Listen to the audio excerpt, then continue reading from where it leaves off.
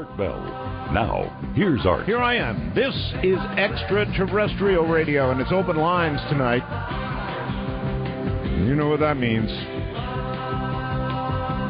It's going to be trouble, I'm sure. Anyway, who cares? It'll be fun. Listen, we found our own number 9. Well, it's not number 9. Somebody sent me a picture. I hope he got credit of this artifact on the moon with a big red arrow pointed to it on the moon, on Mars.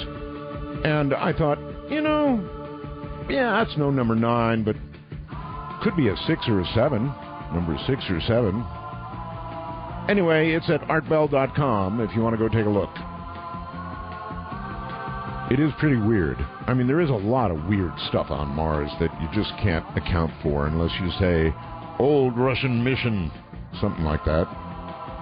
All right, the ghost photographs are starting to post. That's right. Keith is slaving over hot mist. Remember, we've got a contest, folks.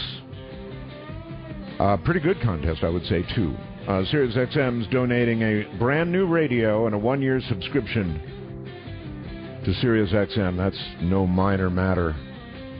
And it goes to the person with the best ghost photograph as judged by the audience, all of you. It's all about all of you. You will decide who gets it.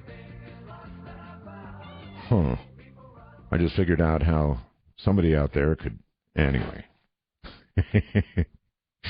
Good luck. If you've got a good ghost photograph, we're looking for the best. So send the best. Send it to webmaster@artbell.com. That's where the ghost photographs go. Thousands of them, I hope. Not really, for Keith's sake. Send it to webmaster@artbell.com. And for ghost stories, we are going to have Spooky Matter on Halloween night. And if you have a good ghost story, and when I say good ghost story, I mean I want to be scared. Okay? So that takes a good story. But I have been scared on several years we did this, and it scared me. So anyway, send me a little, a kind of encapsulated version, if you would please, of your ghost story in email. And include, if you would please, your a phone number. And then Spooky Matter night, we very well may call you. All right. Now, open lines. Here it is. Well, coming up. I'll define it in just a moment. Let me get the rest of this in. I've got a couple of emails that have me concerned. This comes from Earl up in Montana. Art, I was driving through South Dakota yesterday on I-90 between Wall, Drug, and Rapid City when I started seeing dead cows and horses all over the north side of the interstate. I was driving west toward home. There were dead cattle lined up head to tail along the fence of the interstate like they were walking and all of a sudden just dropped dead. It was kind of like something from a disaster movie. I've been driving truck over 30 years, and I've never seen a sight like it. They were also lying in groups dead, an amazing sight. Whew. I don't know, Earl. First, I've heard of it. I know there was rough weather up there. Whether that had something to do with it or not, I don't know, but you're right. It's like scene out of a movie. That's freaky. The nation's economy is on the line. President Obama and congressional leaders grouped inconclusively. It looked like it said groped. Anyway. The Republicans' leader came out of the White House and, along with the other Republicans, took a side entrance out the White House and went back to Congress. So we don't really know what happened, frankly. the news is taking this as perhaps good news that, I don't know, they're not throwing grenades at each other anymore. We'll see. Under pressure from governors, the administration has now said it will allow shuttered national parks to reopen, but only if the states pay for it. Sheesh. Oh, what a day we live in, huh? And then there's this, and I consider this to be a legitimate person who has emailed me. I checked out the name. That's why I consider it legitimate. Art, please don't give my name, but I work for the FDIC. They floated a number of 20 banks failing per weekend if we go into default. I'd love to keep giving inside info if you want, Art. But when I heard they expected 20 failures per weekend and possibly one of the too big to fail banks to fail, I almost felt like making a run myself. And there's more, and I won't include it now. I'm opening a channel of communication with this person. But it's really scary, is the word. Scary. They can't be crazy enough to let that happen. This is from The Anomalist. And by the way, that's theanomalist.com if you want to go and read more. Robert Hastings shares some of his impressive research regarding the link between nuclear bases and UFO interference, something I should have asked about last night. You know what? Darn it. With a collection of interviews with launch officers, and there are launch officers who have witnessed firsthand UFO encounters, indicating a disturbing level of interest in our nuclear power and weaponry. That's a partial read. You can read the rest of it. All right, so here's the deal. Open lines defined. Open lines means open, unscreened lines. That's what I'm about to open up to. There'll be nobody screening you, not that they normally do anyway. When we have a guest here, we screen for now your name, because that way I can call your name and you know it's you. And the fact that you have a legitimate question for the guest, and that's it. So they're not really screened. It's just more of a setup. Now it's unscreened. And by that, here's what I mean. When you call, it will ring about 20 times. If I don't pick up during that 20 times, you're going to have to pick it up and try again. We have many, many, many lines. So if you're ringing, you've got a shot. Now, what I'm looking for tonight is anything. Anything goes. I don't care.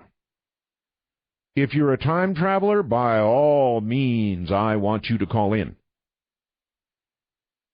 Sounds crazy, right, time travelers? Not so crazy, actually. If there are time travelers, the big question is then, where are they? And the answer to that question could well be, well, they're here, and, they're not about to walk into the New York Times and throw down proof that they're a time traveler. Just doesn't work that way. You'd be in big trouble. Big, big trouble. Probably never make it out alive. So I understand that they could be in our timeline and not exactly really vocal about it. I wouldn't be. God, I'd love it to be true. That there really would be time travelers. That time travel really would eventually be possible. Or, if you think you're the Antichrist, I certainly want to hear from you. Vampire zombies, or just plain old peoples, humans.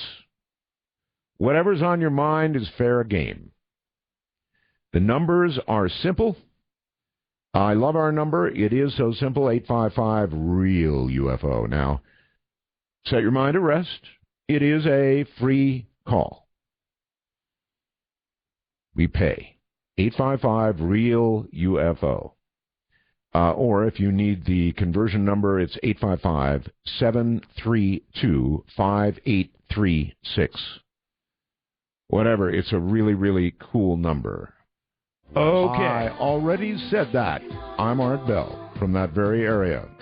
And the numbers, I'm going to give them, 855-REAL-UFO and or 855-732-5836. And by the way, that's Ross Mitchell, my good friend, who is cutting me brand new ones. Wait till next week. One more word, and then we'll go to the phones. You can transmit audio from any nearby radio, and that includes Sirius XM, with the FM transmitter, too. Now, this makes so much sense. It's not even funny. I know a lot of you listen on, I don't know, your iPhones or iPads or your computer. Well, you can take the audio out of any of those, plug it right into the CCFM transmitter, too, go anywhere in the house, and listen on an FM radio. Pick your own frequency. It's that simple. I can't imagine why you wouldn't have one. Those who do are writing to me and saying they love them. It's a transmitter, FM transmitter, stereo, in fact, a full frequency coverage from 88.3 to 107. That's all across the FM band. It's portable, small enough to, fit in your hand if you want it to, but and it's got an adjustable input lever for near broadcast quality audio. In fact, I would say it is. The FM transmitter, too, is rated to transmit up to 45 feet away, but if you should, actually, we're supposed to remind you, you never should attach a 30-inch wire for improved distance to it. You should never read on the Internet about little tweaks and stuff like that. You shouldn't do that stuff. But you should get one. To order the FM transmitter, too, for only $49.95.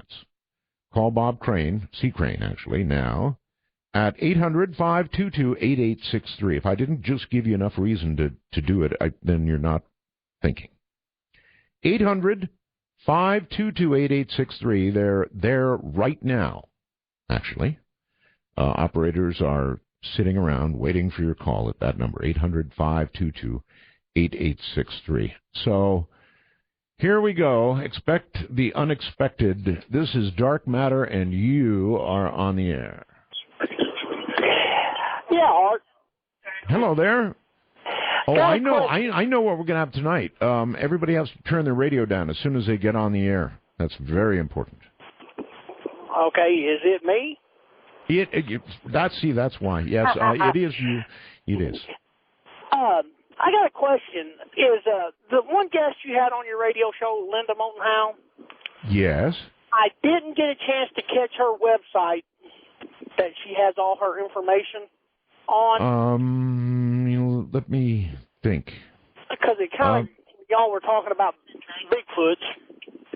Right. We were talking about Bigfoot, yes. Yeah.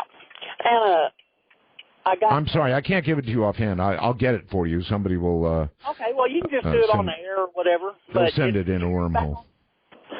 Okay, I appreciate it. All right, thanks, sir. That's all you need? Yes. A website, okay. All right, well, that was easy. Somebody send it to me in the wormhole. I'm trying to think of it. I've heard it a million times, and it just won't come. You'll get old. You'll see. Hello there, Dark Matter. You're on the air. Hi, this is Benjamin Barron.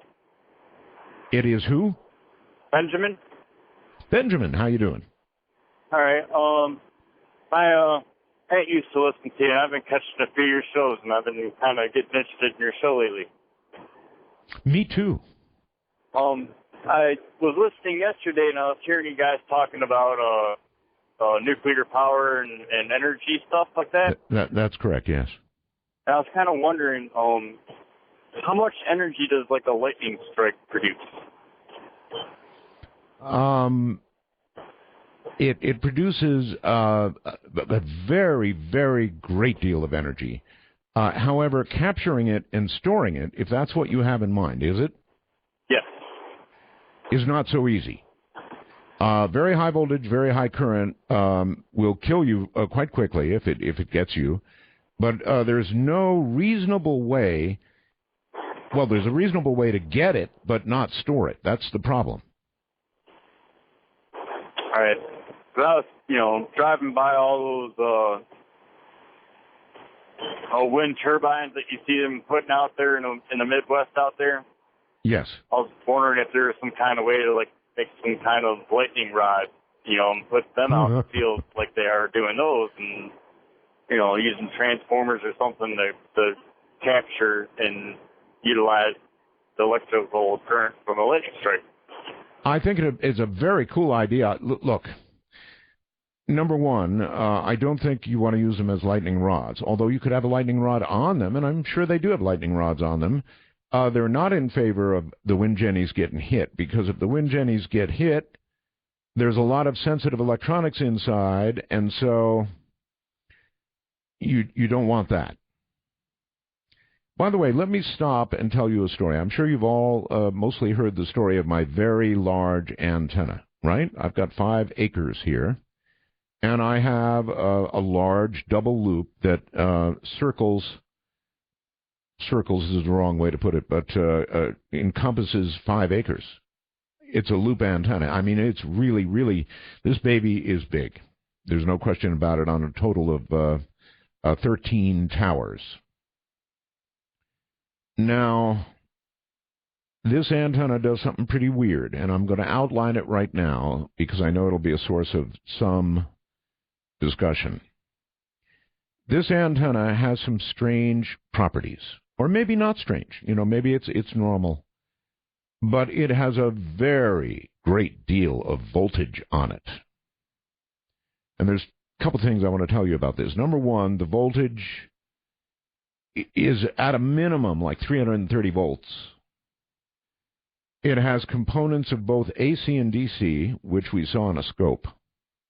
We haven't had any real pros out here to test it. I've done about as much testing as I can do. Our local electric company was going to come out here and inspect it, test it, but they never did. It's really got enough voltage and current to knock you on your butt. Here's 2 other facts about it. Well, 3 other facts. Number one, that voltage is present on a clear, blue sky, no wind day. I mean, no wind, dead still. I've got a sort of a Frankenstein switch out there that I can throw to ground, and I do, fast. So you would think there would be a rise time for that voltage, but there isn't. It's there instantly. You can draw a like quarter-inch spark every time you close it to ground, and I mean even in rapid fashion. So the rise time is awfully quick. So that's pretty weird, right? Then people said, well, it might be coupling from your local electric lines. I thought, well, that was a reasonable suggestion. So we tested it when we had a power failure. The voltage was still there. In fact, frankly, I view the voltage as more of a bother than anything else, but of course it has possibilities. I have something that takes it to ground. And I did that after I lost about 2 or 3 very expensive radios. Well, 3, actually. Very expensive. And so I have a special apparatus that takes it to ground with a choke and some other stuff. Goes to ground. Safely discharged to ground. It's an awesome antenna. Then there's one other thing. And you might want to explain this to me, and I probably, it's bad luck for me to be saying this right now, but bear in mind, I have 13 towers out there. The center tower that I feed is 100 feet, better than 100 feet high. The others are, I think, 76 feet each. This is a big deal. In all the years that I've had this up, you would imagine that I would have been hit by lightning a lot of times. But it's never happened. That's me knocking on wood.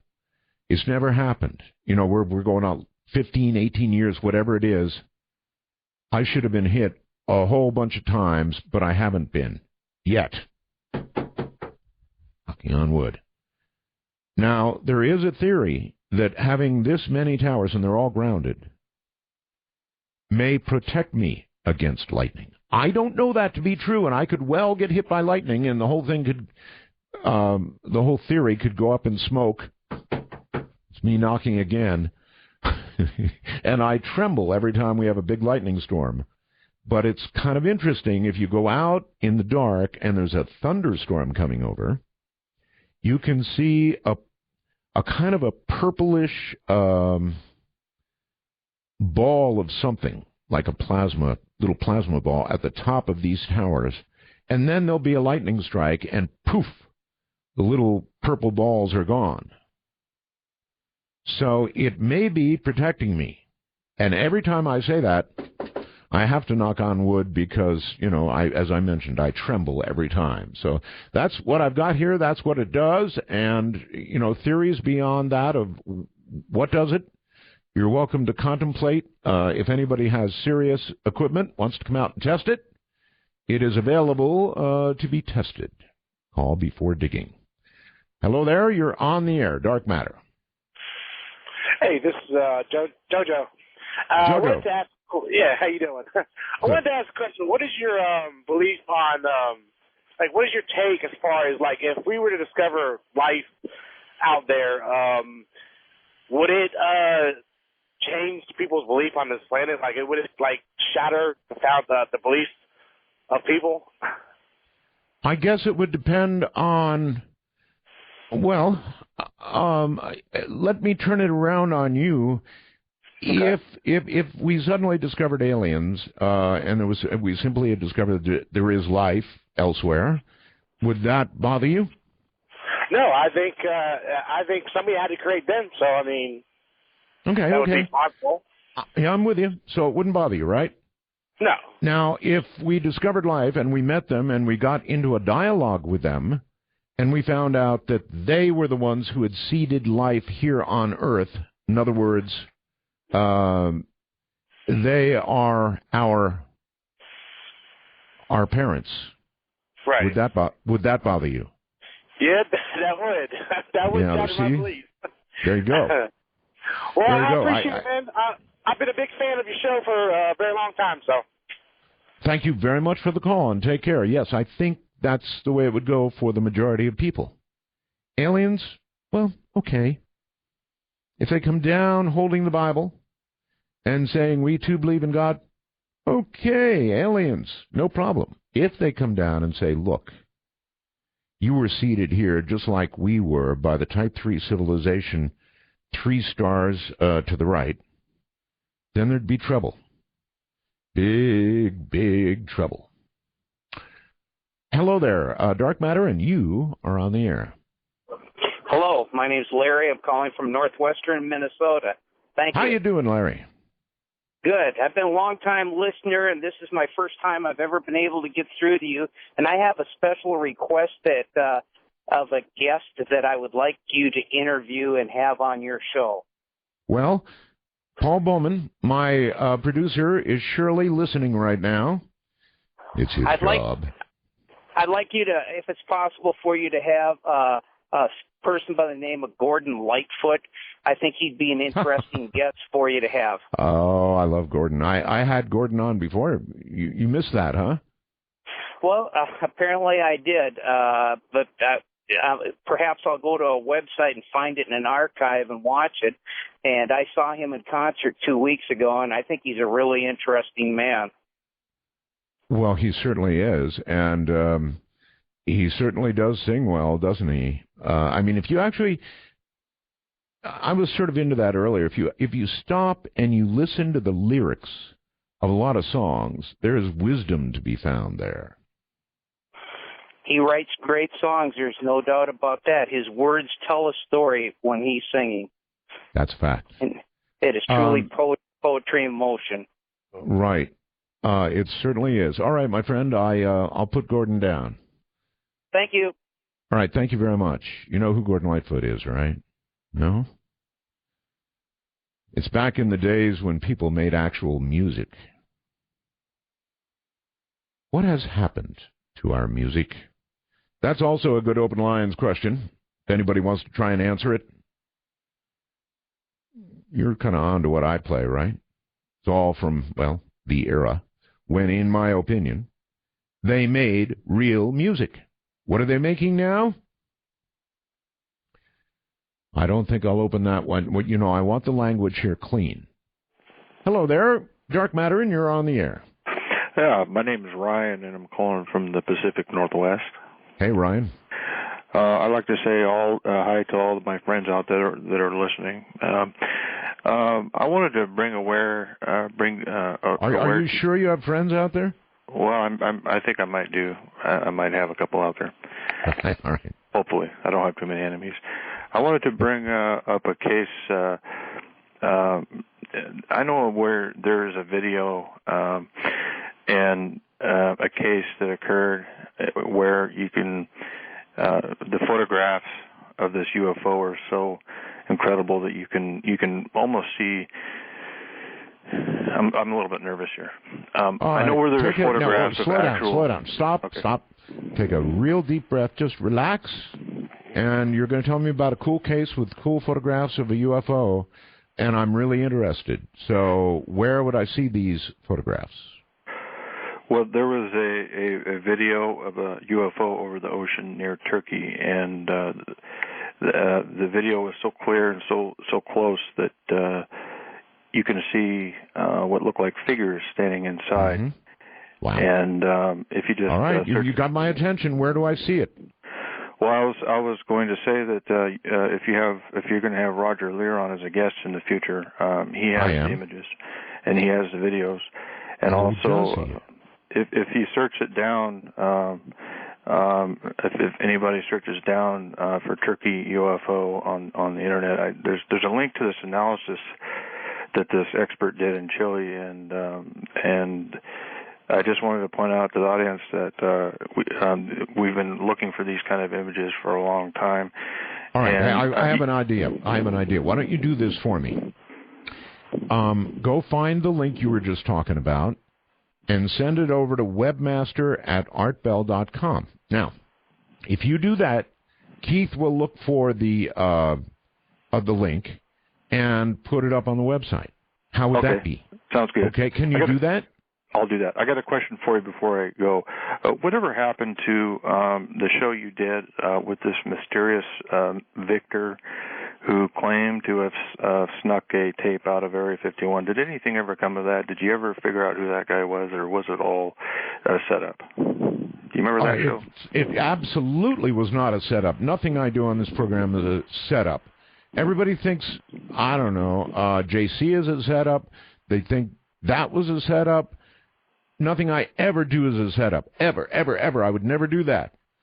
I'm not saying you did. I'm questioning if. I know. No, no. Look, it was what it was. I never found out anything further. A lot of people also believed that it was Whitley Strieber that was doing the talking. Wasn't, guaranteed. Beyond that, I don't know. You've never heard from him since then? No, sir. Okay. I'll send that. But I'm totally open to it.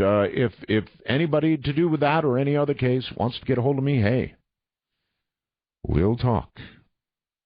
No problem. I'm open for anything. You all should know that by now.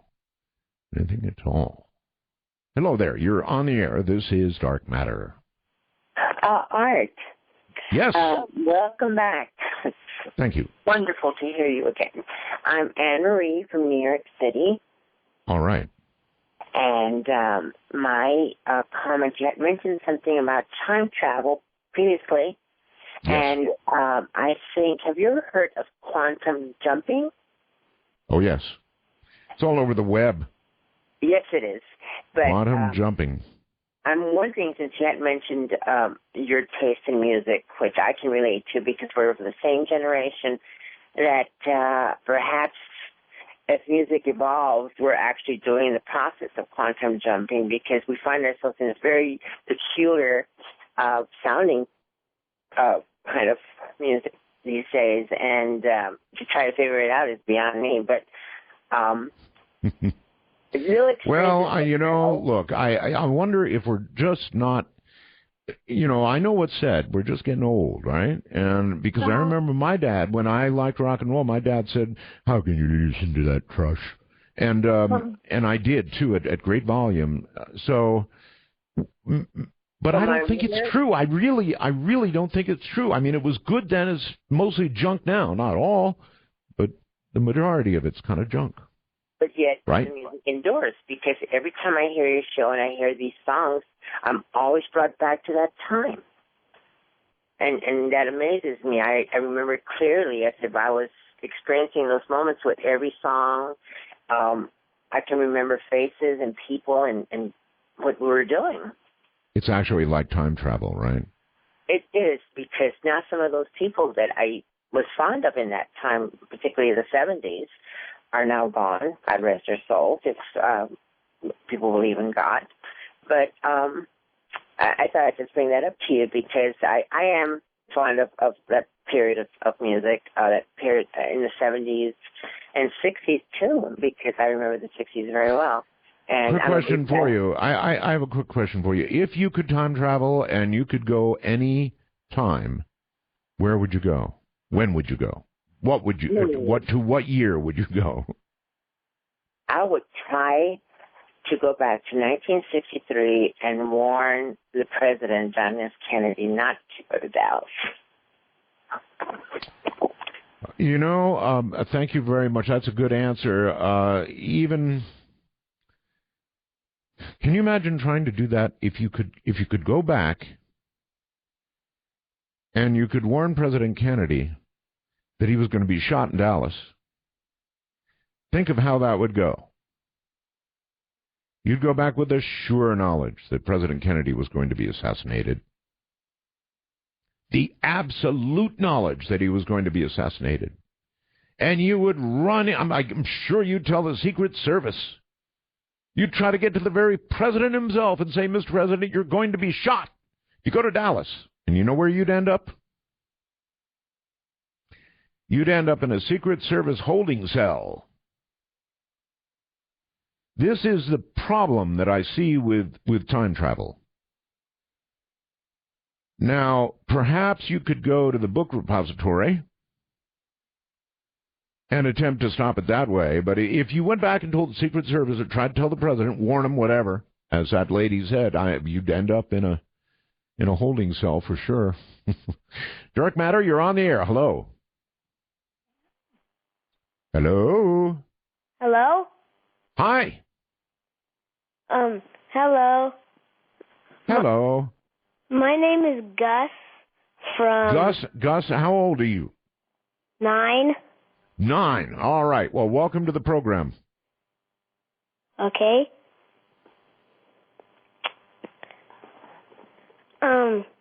I was wondering, do you know whatever happened to Dallas Thompson?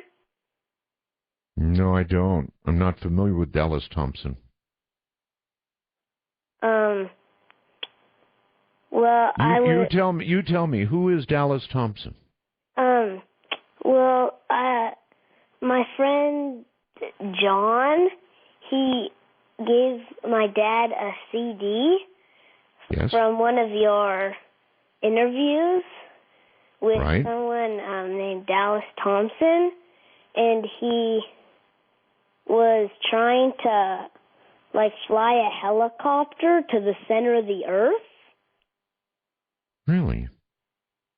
Dallas Thompson flying a helicopter to the middle of the earth. And he said there was a hole in the... Well, I remember somebody who talked about a hole in the earth. Yeah. I don't remember the flying the helicopter to the center of the earth part, though. Okay. I'll see what I can find out for you, buddy. Okay. All right? Thank you very much. You. Right, bye-bye. See, you see? This is why we keep the language clean here. Quick demo on why. Dallas Thompson. Dallas Thompson. That name really isn't ringing a bell. The hole in the earth, actually way up north, is vaguely familiar. Flying a helicopter into it, not. Dark Matter, you're on the air. Hello. Hey, how you doing? Very well, sir. Hey, thanks for taking my call. I've got a couple things to run by you, but I don't know if you have time for both of them. But my name's Scott. I'm calling out of Las Vegas. Okay, Scott. Did you ever hear that? Do you know who Dallas Thompson is? No, it doesn't ring a bell. Okay. All right, go ahead. Yeah. Have you ever heard that a lot of people, I've been wanting to share this, especially with somebody like you. I think your audience would be interested in this. It's prophecy to some degree. Did you ever hear that the year 2000, people really, there's a lot of people that believe that the year 2000 wasn't the year 2000. I've heard that, yes. The year, yes. The year 2001 was actually the year. Yeah, because of a calendar mix-up or something to that nature. I had heard that. Also, I had heard that Christ wasn't born in September. He was born in December.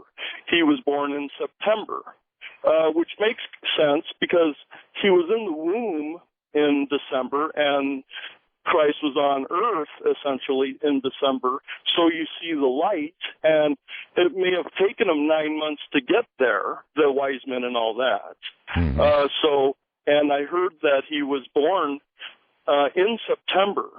And it's my personal belief that the real Christmas, the real birthday of Jesus Christ is September 11th.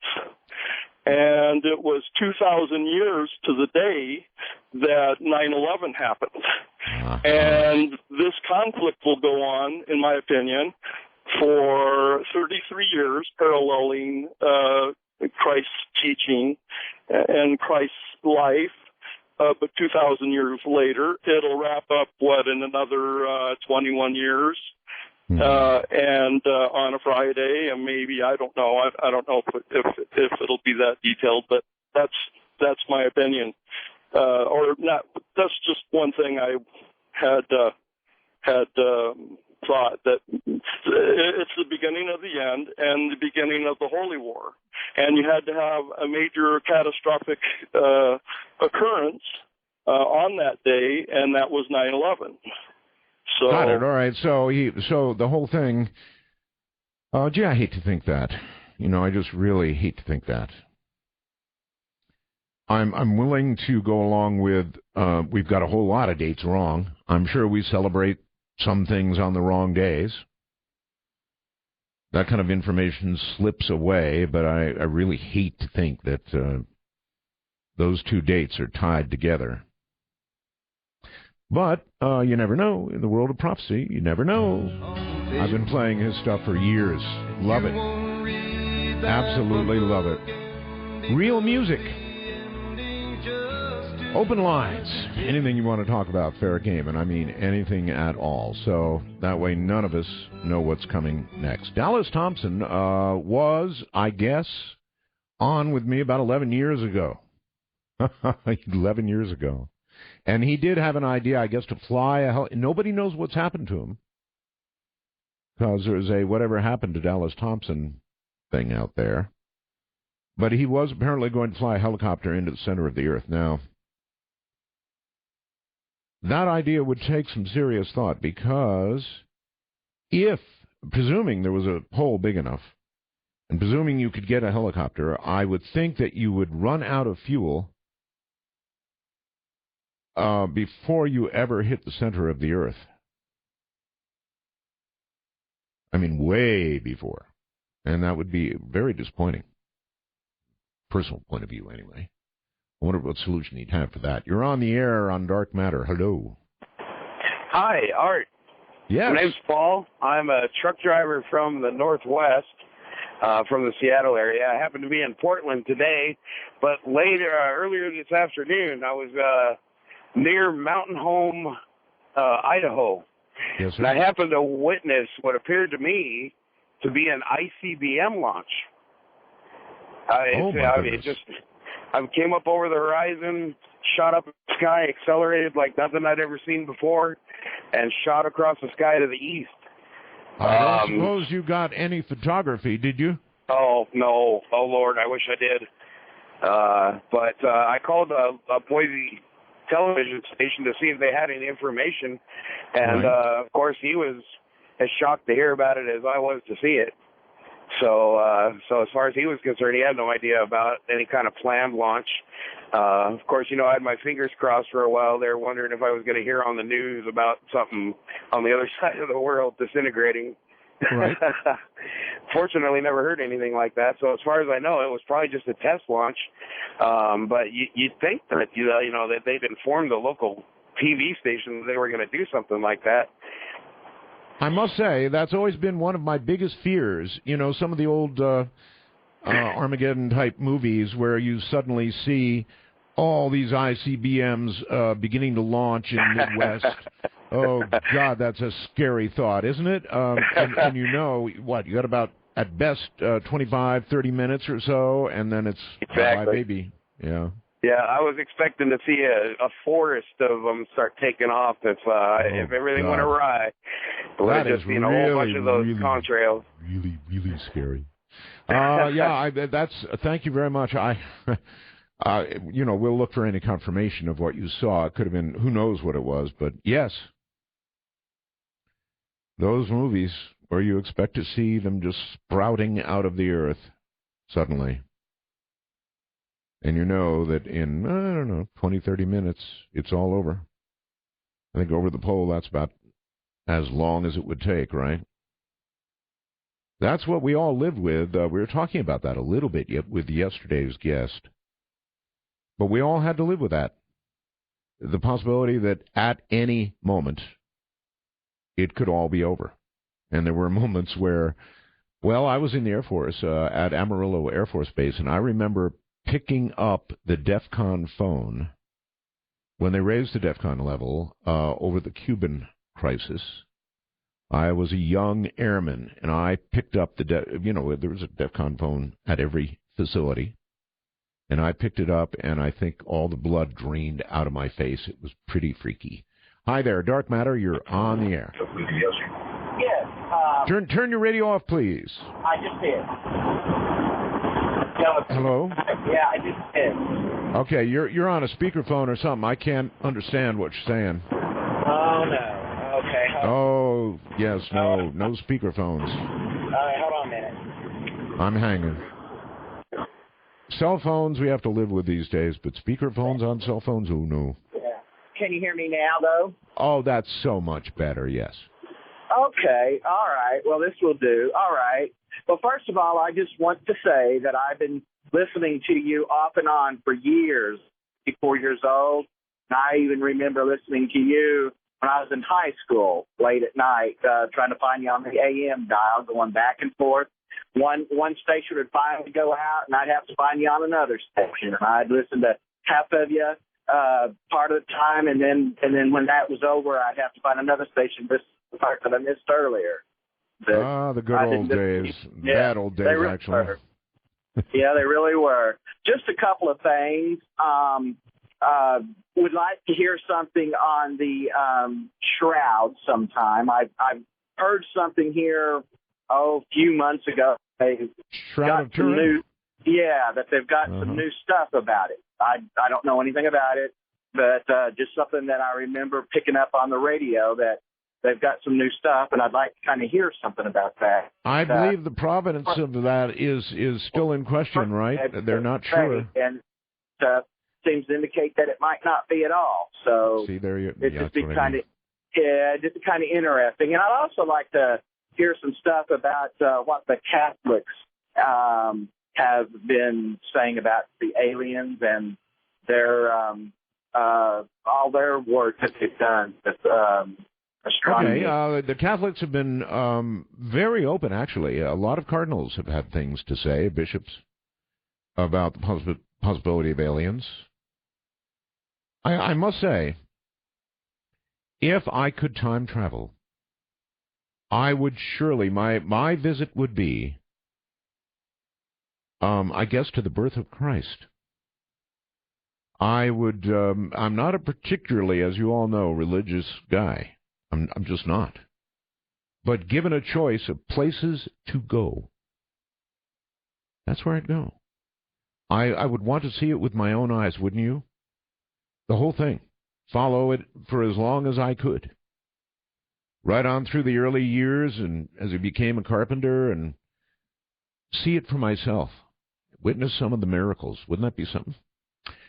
Dark Matter, you're on the air. Hello. Yes, Art.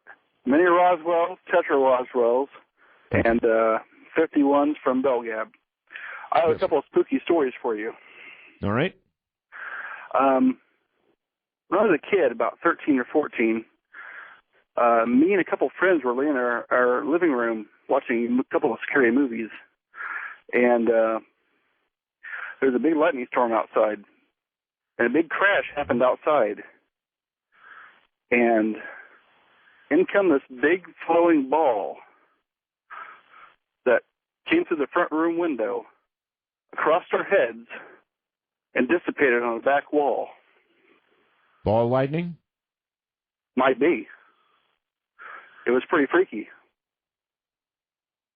I take it nobody jumped up and tried to grab it. No, we were too in awe of it to do it. Good choice. Yes. And also, when I was a kid, about one, we lived in a house over on the south side of town. And 1 year old? Yes, 1 year old. You remember when you were one? I don't remember, but I was told by my parents. I see, okay. Yeah. So, the gas on the stove would turn on at random times during the evening, and the toilets would flush at random times, and nobody was in the bathroom. And there was a room upstairs that it can be cold as hell outside, and it'd be warm, like 90 degrees. And when it was warm outside, it would be cold as heck in that room. Well, that's pretty weird. Yeah. I'm afraid that if, my gas was coming on by itself, I'd be thinking somebody was trying to do me in. Yeah, that'd be a pretty good assumption. But my dad and my mom went to Illinois to get some holy water for my very Catholic great-grandmother. Oh, really? Yes, and they brought it back to the house. And my grandma on my mom's side took the holy water upstairs and sprinkled it on the door frame and said, if there's any evil spirits in this house, get out. Did it and sizzle? And the door frame shook.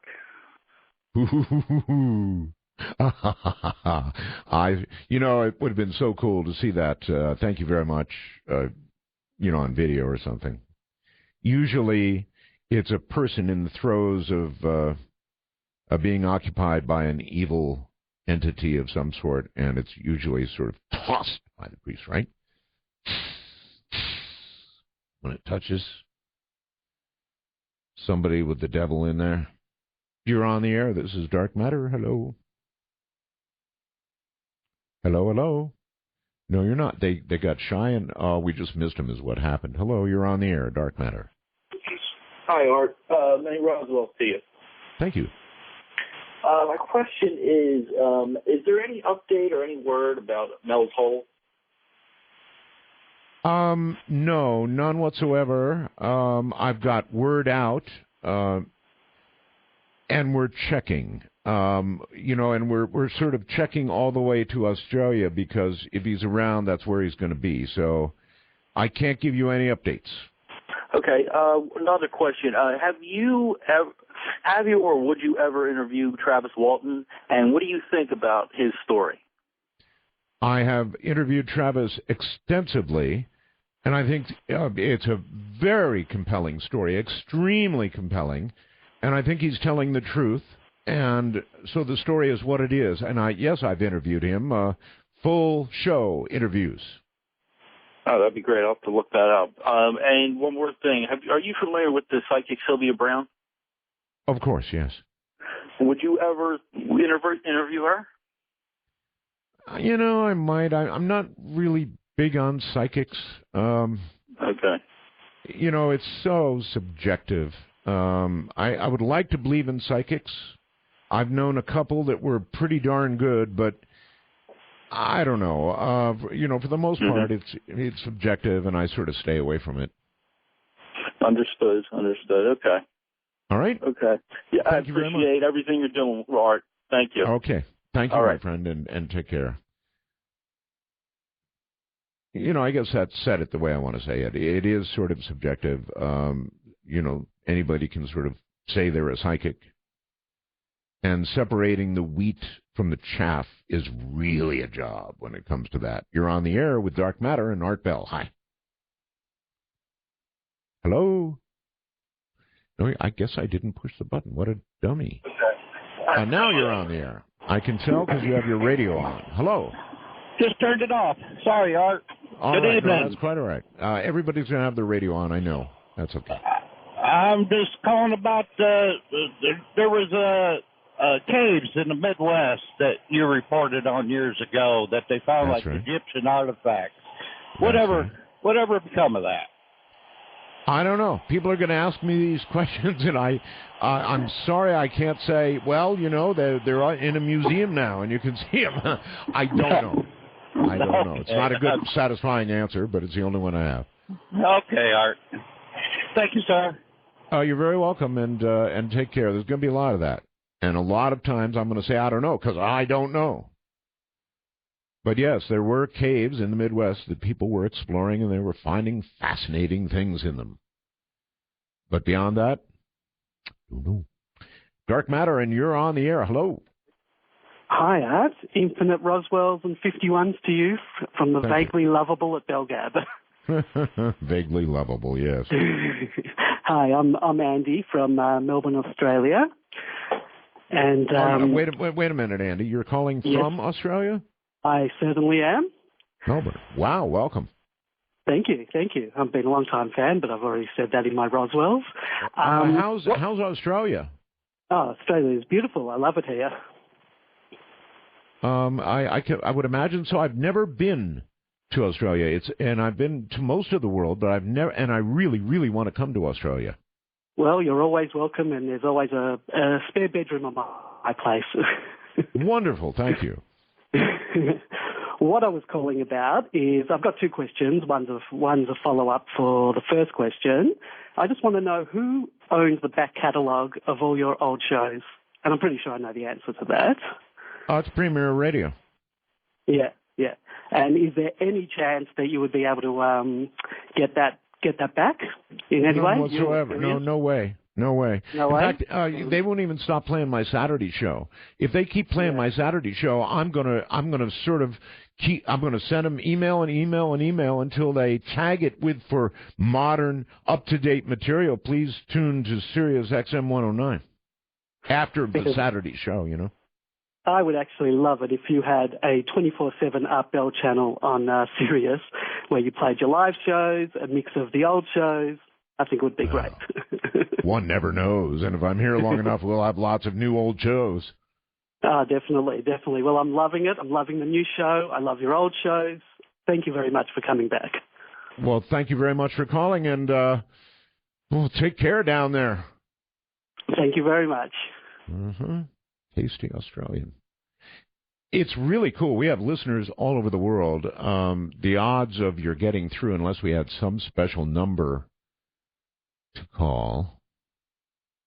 I'll check during a break. I wonder if we have some special number where, for example, I could have people outside the country call, or time travelers. If I want time travelers, I would like to have a special line, because there are zillions of you out there. So, Okay. Dark Matter, you're on the air. Hi. Hi, Art. Todd here, phoning from Canada. Hi, Todd.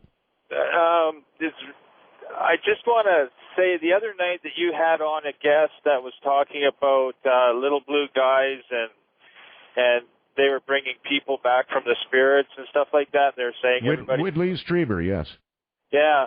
Well, that got me thinking back to when I was younger. A friend of mine, he died, and the day that we buried him, that night, he came to me in my sleep, and he says, same thing, I'm fine, everything is good, don't worry about me.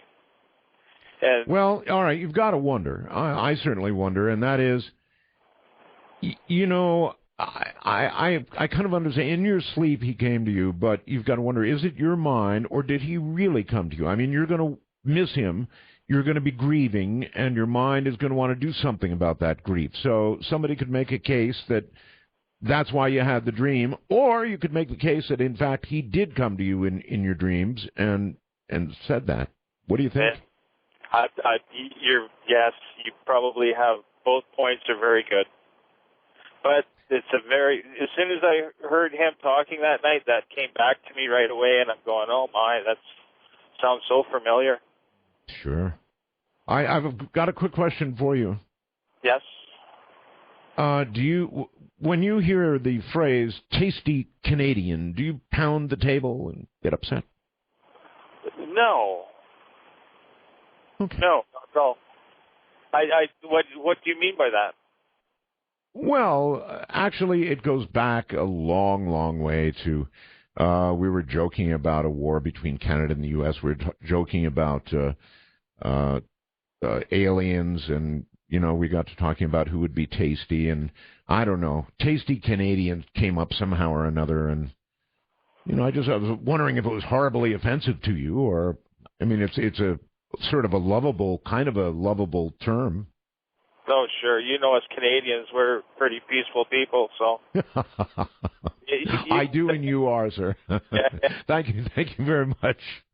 Yes, very, very easygoing people. Almost sometimes too easygoing.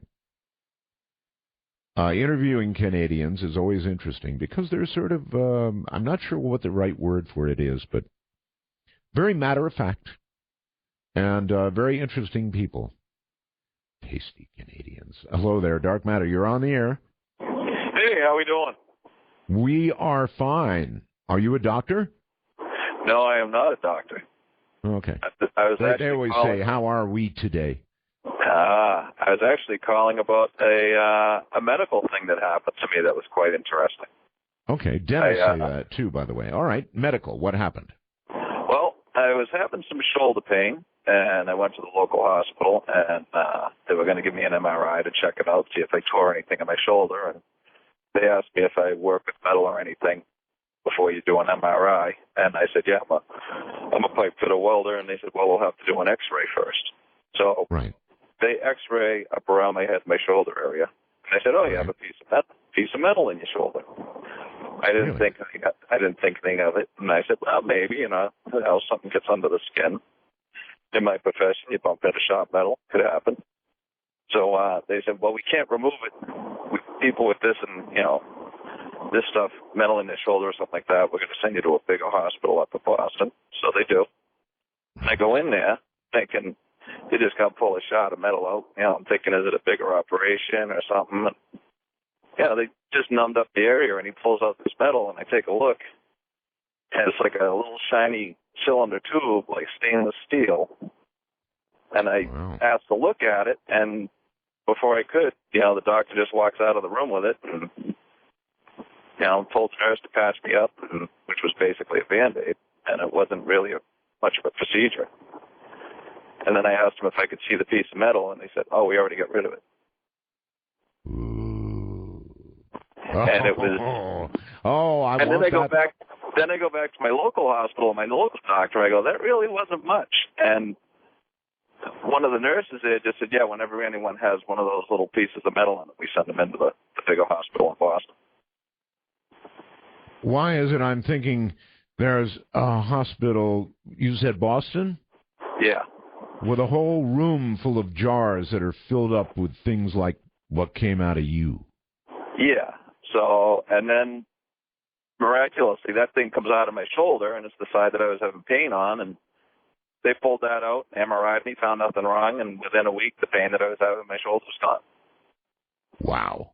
That's quite the story. I can't imagine. I guess in working in metal, something like that could happen, but yeah, I figured not looking like what you described. I've pulled metal out of my hands, and it looks kind of nasty and dark and gets discolored. You get a little shot or a sliver in there, and it's like a big splinter. I've pulled stuff like that out of my forearms and my hands. Well, if they yanked a piece of metal out of me, I'd sure as hell want to see it. Yeah, and I wanted to see it, and I saw them. They had it in gauze, and they put it in their little plastic tray they had there, and I took a look at it. It was just probably about an inch long, maybe an eighth of an inch around. You know what? They probably took it away from you before it started glowing.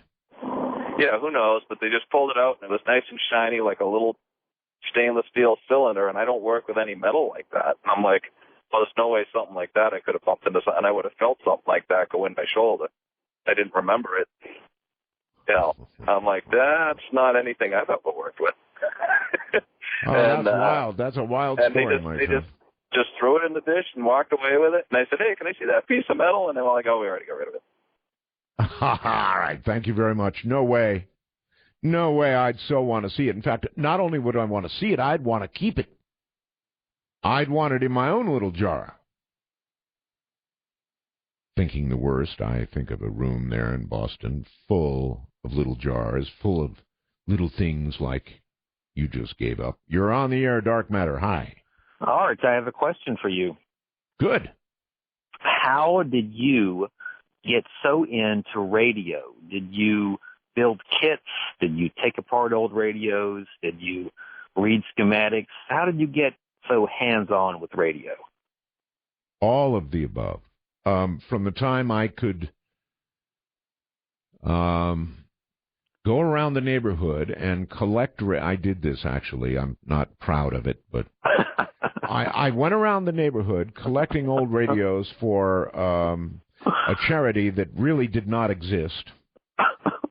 I was very young, you know, and statutes long past, and I would take them apart and build stuff. And so, yeah, that's how it happened. And all my life, I've never done anything but radio. That's fantastic. Okay, well, thanks for that. And I just wanted to say I'm a long-time listener. I heard about your return from Bell Gab. However, I think it was very gracious of George to announce your return during his own broadcast. Yes, that was so gracious.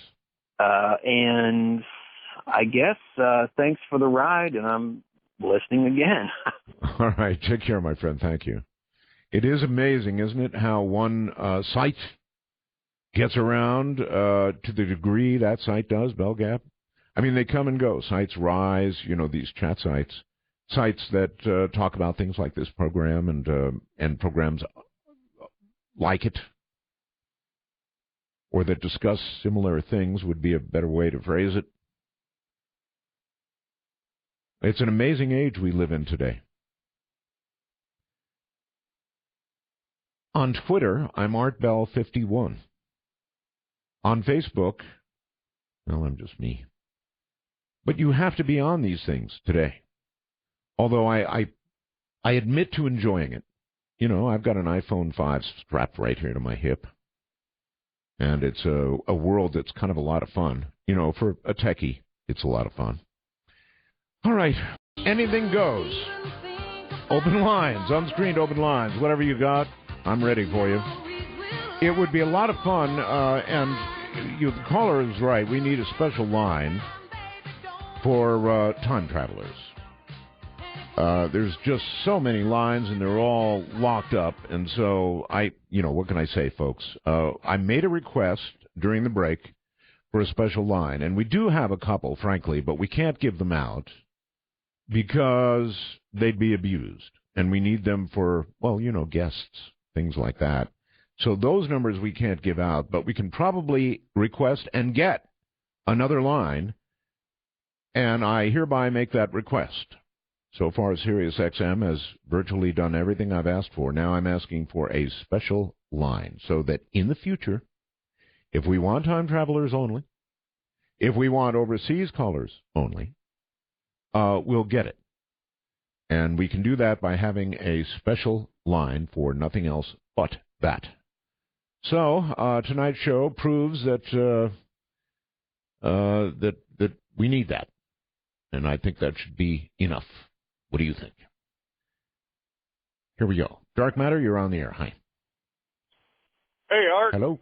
Yes, hey. Hey, Roswell's, man. Thank you. Yes, actually, I just went through Roswell about an hour and a half ago. I'm a truck driver. All I just wanted to make, I just wanted to make a point that all those dead cattle up in South Dakota, They had a yes, sir. freaking snowstorm up there. I know. They had bad weather. Yeah, I know, but you would think though wouldn't you think that cattle are used to weathering storms, right? Well, you get that cold and that much snow, they can't move around. They can't move around. They can't get any blood flowing. They can't get no blood flowing. They can't stay warm. They all huddle together, but they do freeze. I mean, that happened out in the West a lot back in the olden days. But the reason I called tonight, I'm one of them lucky people. I have seen a Bigfoot, a Sasquatch. Where? I was in New Mexico, going between Santa Rosa and Las Vegas. I was headed up the hill, and I come up over this hill. I'm a truck driver, and I come up over this hill, and I've got real good bright lights on my truck. But I saw there's a white house on one side and a white barn on the other side, and both of them have these outdoor lights. And I saw a shadow coming across the house there. And I thought, man, that's headed right for the road, So the hair on the back of my head standing up right now, it still freaks me out. But I saw this shadow coming across this house, and it got my attention because it was headed for the road. And sure enough, that dude walked right across the road right in front of me. He's probably 100 yards in front of me when he walked across. All right, describe the dude. Well, he's a big, tall guy. I don't know how tall. He's about 8 foot, I guess. And there wasn't really a whole lot I could see. It was about 3 o'clock in the morning. And was the dude covered with hair? Yeah, it was real dark hair. You couldn't really see a lot. The light didn't penetrate enough to see anything. I mean, you could see the guy walking across the road. A lot of him because the light just didn't reflect on him, Okay, we're beginning to lose. I'm sorry, we're beginning to lose you. So you got to look enough to know about 8 feet tall and hairy. I guess he's gone. It's too bad. Cellular phones. There is a movement on. I would like to say this about cellular phones. To increase bandwidth, and let me explain to you what that means. The first cell phone company that increases bandwidth and gets back to the kind of commercials where you can hear a pin drop and it really sounds good again is going to get my money. And I really mean that. The first cell phone company to come out with increased bandwidth, in other words, a good sounding phone, kind of like the old days, is going to get my money, and it's coming. I am told that there are some of the biggest cell phone companies that are now beginning to work on that very concept. Wouldn't you love to see those pin drop commercials again? Dark Matter, you're on the air. Hi. Hi. This is John, but they call me Earthquake. Okay, Earthquake. I like that name. Well, I got it because I'm a pilot, and when I was going through flight school, my instructor always told everyone that he could always tell when I was doing my takeoffs and landings because his coffee mug would shake.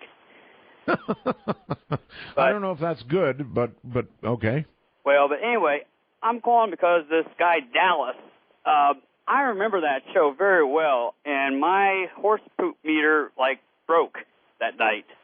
It was it was extremely unbelievable. You don't remember? You were really I can't believe this guy is actually this stuff is coming out of his pie hole. Well, maybe it was not that memorable for me.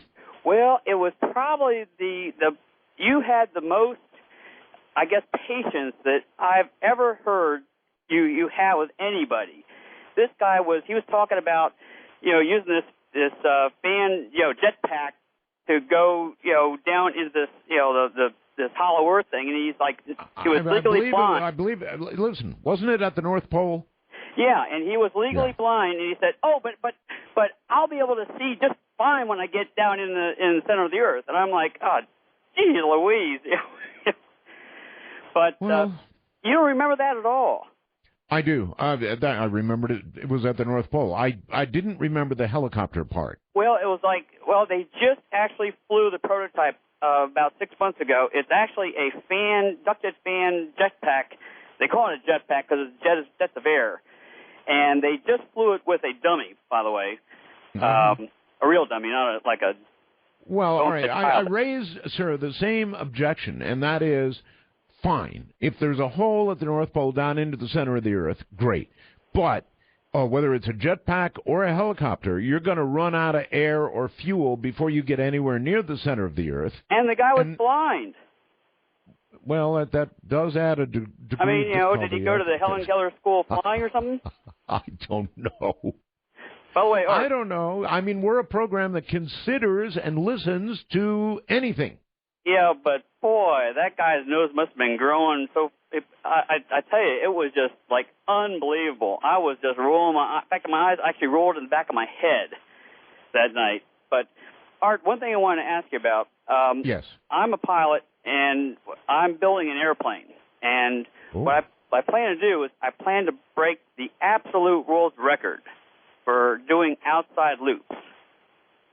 Now, really? my only problem is I had been sick for the last 7 years. I've had like MRSA 7 times. I've had like 6 or 7 back operations. Right. I became diabetic. I had to sell the airplane I had then, but I became non-diabetic. I lost weight and I got off some medications I was taking. And my problem is I need like, I don't know, $25,000 or so to get this sucker finished. And it's like, I have no idea how I'm going to come up with this money, especially now with, the government going broke. Geez, I was even hoping to maybe, talk to somebody about getting a grant or something. But do you have any idea how one could get an airplane finished in this world right now? No. I mean, I have the engine. I actually helped design it. The plane is going to be stressed for 9 Gs positive, 6 Gs negative. And, I think I could do it. The woman who has the record, she did a 206 outside loops, but she had a husband who was a multi-millionaire. Listen to me. If a guy with horns, kind of glowing red, came to you and said, look, son, I know you need 25 big ones to build this plane. All I need is your signature down here at the bottom. It's this little soul thing, and you sign this and you get your money. I'm crazy, but I'm not stupid. But so no deal, huh? But no. I will do a lot of things, but I won't sell mine or anyone else's soul. In fact, I'm the guy that if the guy see, now that's what I call serious faith, my friend. Serious faith. Well, I think sometimes good things happen, but like I'm the kind of person that there was a movie out where some guy will come to a couple with this box with a button on it, and if you push the button, you became a millionaire, but then someone else in the world died. That's right. I would not. I would do that. Not on a hot bet.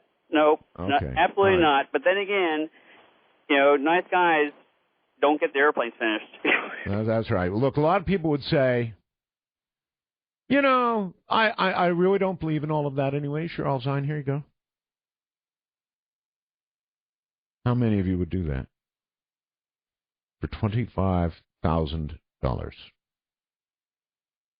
It's a guy with horns, and he's glowing a little reddish color. And, yeah, his eyes are kind of glowing red. But he's got $25,000 in cold, hard cash. All you got to do is put your signature on that line. You don't believe in all that stuff, right? Sign here. Dark Matter, you're on the air. Art Bell.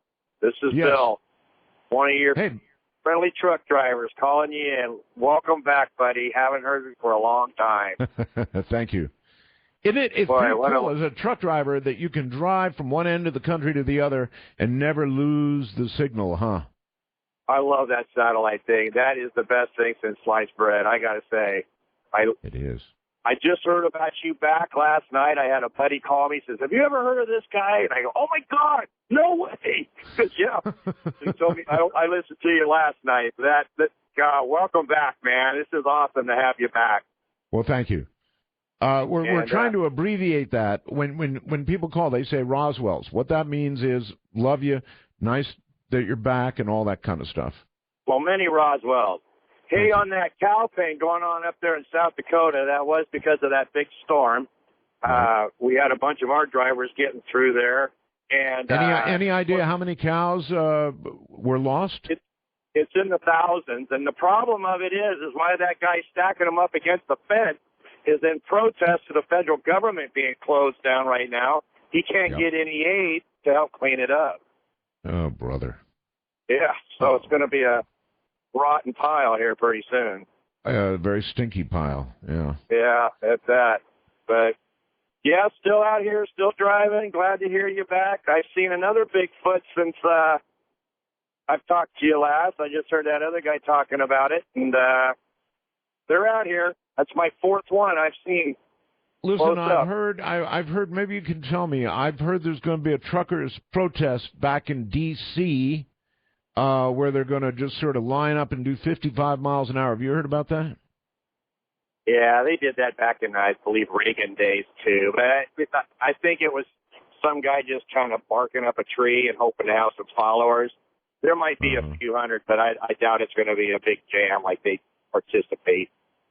I mean, the price of fuel, the price of a truck, I can't afford to take a day off, as it is. So why would you want to do that? I know that you guys were getting the hell squeezed out of you, and it was just getting rougher and rougher and rougher. So you're saying you have to be in that truck working it virtually every day? Right. With the new hours of regulations they just passed this last year, it's outrageous. I mean, they're forcing now. We're only allowed to work 14 hours in a day. We're only allowed to drive 11, and anywhere in a consistent 8-hour period, I have to take a 30-minute break. I'm forced to do that. And a 34-hour out would give me a 70-hour clock again because we work as a 70 and 8-hour clock with the company I work for. And I'm only allowed to do one of those every 168 hours, which is every 7 days. I've got a question. Yes. In the old days, people used to bend the regulations. Truckers, would make up one log and make up another log and stuff like that. Is that still going on? It is, but in today's technology, those were called comic books, We're running on electronic log books, and they're really neat because most of the law enforcement, when they ask you for your logbook, you tell them what's in there on the dashboard of my truck. We're running an electronic onboard computer, and they don't want to have nothing to do with it. They just look at it, that's interesting. Okay. All right, thank you very much. Yeah, of course, this is a cool deal for truckers because, you're sailing through the night, you're working a lot of hours, and you can only listen to music so long before... And it's good for a while, actually. But then after a while, to stay awake, you really need something like this. Talk radio. And it will keep you awake. You're on the air on Dark Matter. Hi. Roswell. Hello. Yes, thank you. I have two words. Turn, please. It's off. I have two words. John Titor. Sorry. John Titor? Yes. Do you think he was real or maybe a Phil Hendricks? Oh, you're talking about Teeter, the time traveler. Yes, him. Titor. I didn't get that for a second. Teeter. Sorry. That's all right. I don't know. I think he is probably the strongest case that we've had yet, in terms of one who's been talking to us about this. I think he's the strongest. Now, his thing was different timelines every time he traveled back and forth. So maybe his things didn't come through or maybe didn't come true. But he kind of reminds me of Phil Hendry from 2036. Really? Okay. But no, I just thought your thoughts on John Titor. Well, I'd love to interview him. Those are my thoughts. If he's out there, and if he crosses this timeline, tell him Art Bell's on Sirius XM and wants to speak to him. Gosh, I wish I had a... the people who are on the lines right now really want to get through, right? So I can't really It wouldn't be fair to have them hang up and then say time travelers only. That just wouldn't be fair. What we need is that special line, and we will work on it. How about that? You're on the air. This is Dark Matter. Art. Hi. Art Bell, it's wonderful to speak with you. Thank you. Many, many Roswells, many Rendlesham Forests, even. Yeah, do you remember the magazine back in the 1980s called Omni Magazine? Of course, yes. Yes. I just want to tell you a little story about an article they had about how to control your dreams. Okay. And by the way, this is Wayne from Denver. Yes, Wayne. Nice talking with you. But this article focused on how to control your dreams, and it gave you a little step-by-step thing that you were supposed to do during the day to prove to yourself that you're awake, and then concentrate really hard when you go to sleep. And it worked, but not in the way I thought it was going to. I think I actually had an out-of-body experience.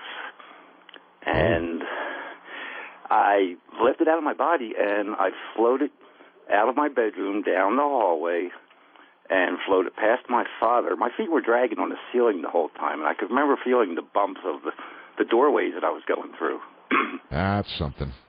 And I floated past my father, who at that time was sitting in his chair reading the newspaper. I floated past him, saw him, floated through the kitchen, the back rec room, and out the door, the back door. And as soon as I started to head towards the sky, I just got sucked right back into my body real quick. And I just opened my eyes. I was just like, wow, what was that? And I actually went out and looked, and my father was still sitting in that same position, reading his newspaper. Now, that would freak me out. In other words, you had confirmation that everything was as you saw it in the so-called dream. Yes, because it just completely freaked me out. And I immediately walked out there, and I told my father, and he didn't really, say he felt anything, but, yeah, it was strange. I'm sure you got a sure, son. I got a what? Sure, son.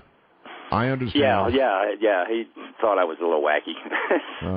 Yeah, I'm sure. But the following month, I think it was 1 month later, they had another special feature in the Omni magazine of how to have an out-of-body experience, which I thought was kind of weird. I tried to control my dream, and I had an out-of-body. And when I tried the out-of-body... No, really, you can do it. You can do it. As you not just found out, but as you found out, it is possible to leave your body. Yeah, I believe it now. And it took probably maybe 4 or 5 different days of doing this religiously during the day. Read something, go back and read it again. If it reads the same thing, you prove to yourself that you're awake. Let me ask you a question. Did it scare you? It scared me when I went out the back door and headed towards the sky. Then I felt no control. I felt like I was just going to go wherever, and I had no control of it. And normally that's what will snap you right back. That's what did it, yes. As soon as I saw the sky. That's right. It was freaky. Any sort of fright will bring you right back. It's not as though you can stop it, and it's not as though you can prevent the fear. Only with extended practice, exactly what it was saying, doing it again and again and again and again, you can begin to get good, and you can leave your body. It's a real phenomenon.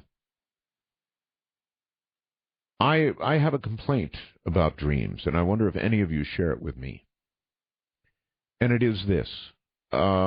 Most dreams are okay. I don't have a problem with them.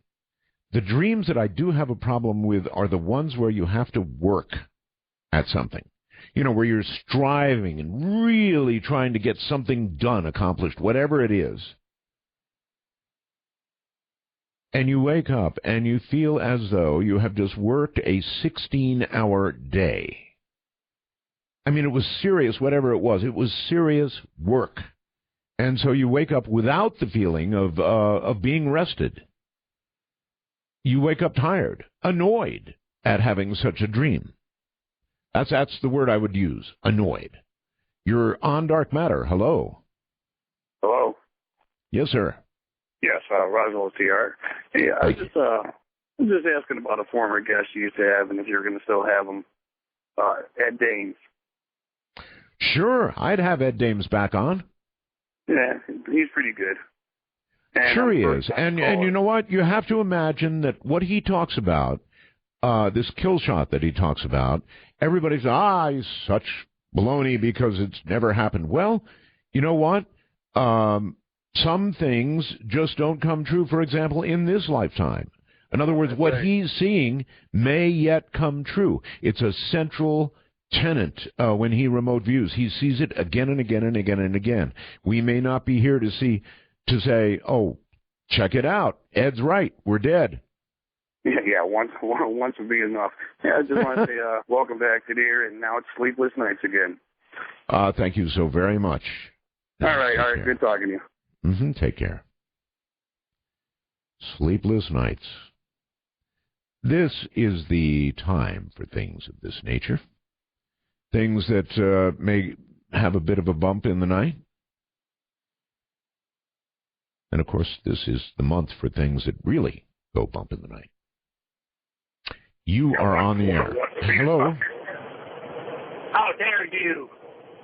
Oh, here we go. Here we go. I'm just kidding, Art. How do you like my really? impression? How do I like it? It was so good that you heard me begin to respond. Hi, this is Lou. I'm from Buffalo, driving across Ohio. I'm a truck driver. And I thought I'd very funny, Lou. Well, I thought I'd like to share something with the audience. I don't know if it's been in the news or anything, but I have a lot of family members, like 3 of them, that work for the IRS, and they were off all of last week, and I'm pretty sure they're still off this week, but I was having dinner with them over the weekend, and they got a call from their office, and apparently they're getting back pay for all the time that they're off. But the government hasn't started back up again yet. Well, I don't know about that, but I know whoever their boss is or whatever at the IRS called them and said, don't worry, you're getting paid for all the time you're sitting here doing nothing. So I thought that might be kind of interesting. Well, it is interesting, and I'm going to have to verify that with somebody else, because what I heard was that while most of the government was shut down, the IRS would keep going as usual. So let's have a little more from people out there. How about the rest of you? Anybody know anybody working in the IRS? The firm word I had was that the IRS would continue as usual. 5836. It's open lines, baby. Unscreened open lines. Whatever you've got, we're ready for it. However, please don't pretend to be JC. Get back to the phone lines in a moment. Sirius XM is certainly a great outlet for dark matter, but there is the need for terrestrial radio every now and then. Why? Well, because you need a portable radio. When Mother Nature really gets angry, you need a way to communicate and find out what the heck's going on. The new, there's almost a body of fans for this radio, the CC radio. There have been many of them, upgrades and upgrades and upgrades. And there are people who love this radio for good reason. This, it's awesome. Well, there's a new one, the CC Radio 2E. Now, this is the best emergency radio ever made. It's the best radio ever made. That's quite a claim. It's my claim. It comes with NOAA weather, and, of course, it also now comes with the 2-meter ham band. That's right. On top of having the best AM reception in the world, I mean, this thing will hear stations that other radios don't even know is there. That's how good it is. They've got a lot of their own technology built into it. But now it receives 2-meter ham band also, so I'm really loving this one. NOAA weather, you get it all. FM, kick butt on FM, and of course the audio from this thing is now legendary. Legendary audio. So if you want the best, and you're somebody who buys the best, the CC Radio 2E is the one you want. $159.95. No, it's not cheap. You get what you pay for. And boy, do you get what you pay for. $159.95. Give C. Crane a call and get one on the way if you can. The number is 800-522-8863. There are operators awaiting your call now. 800-522-8863. Back to the lines we go. You are on the air. This is Dark Matter. Hello. Hi, this is Gary from Chattanooga, Tennessee. Hey there. Hi, I was wanting to ask you, I know you're a real big ham operator. I'm a truck driver, and I noticed, like, when I'm driving down the road, if I got my CB radio on, that I can hear people I'll be in Ohio, I can hear people talking from California. And it was told to me that's like a phenomenon called skip, and I was wondering if you could tell me exactly how that works. I guess I could. Sure. I'll turn your radio back on and listen. We are in we're in a period of time right now when we should have really good skip. When you can shoot all the skip you want. Of course, it's not legal, but what this refers to is our ionosphere. Radio, when the conditions are right, it depends on the 11-year sun cycle. We should be having fantastic radio right now, but it's not as good as it could be and as we wish it would be. But 27 megahertz, which is where CB communications occur, when the sun is right, when it's angry enough and producing sunspots and we get flares and all the rest of it, well, that band begins to bounce instead of just going across terrain for, 20 miles at best? It suddenly begins to bounce off the ionosphere and back to Earth. So, if you were to draw a circle Earth and an ionosphere up above, and you were then to imagine your signal goes to the ionosphere and then bounces back to Earth, that's how it happens. And suddenly you're hearing people from the other side of the country or the other side of the world. And again, it's tied into our 11-year or 22-year, depending on how you want to look at it, sun cycle. We've been all hoping the sun cycle would be a little better, a little angrier, a little better for what we call propagation. But so far, it's been kind of a dud. Now, there is a school of thought that says, look out. Because while it's been a dud so far, we are in the peak at the moment. And so the sun could suddenly let go, well, I don't want to say an Ed Dame style blast, but it could happen. This is Dark Matter, and you're on the air. Hi.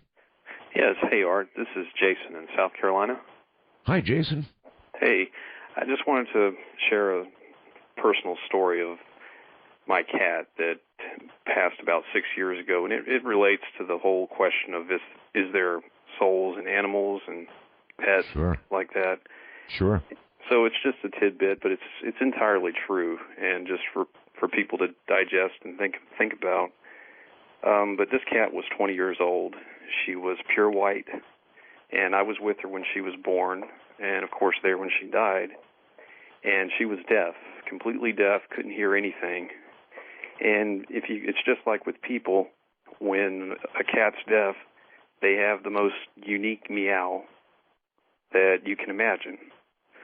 Well, she did this her whole life, and I would know it if I heard it today. It's something that you couldn't mistake for another cat or for really any other sound. But long story short, she was put to sleep just due to old age and things like that. And I came back to my home. She lived with my parents.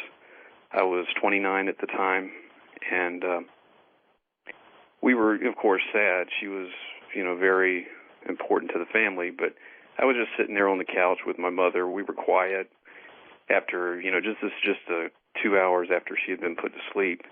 Right. And we were just sitting there, and it's a small home, but we could look straight through the door into the kitchen, and we heard this sound. It was just like her meow, I mean, it's unmistakable. It couldn't have been a cat outside or any kind of machinery. I've never heard anything like it since then or before then, just as a random noise. And I heard it, and I just kind of stopped and thought to myself, and I just kind of turned and looked at her, and I said, that sounds like Vanilla. And she nodded, and she said, yeah, I heard that too. And the state that we were in, we just kind of acknowledged it and then just went on. And I'm sure it was in my mind, and I know it was in her mind. So for me, I'm with you all the way. I'm with you all the way, my friend. Listen, my Yeti is 22 now, and I don't see how anybody can deny it. Well, if you're not an animal person, and I know the Bible doesn't speak of this,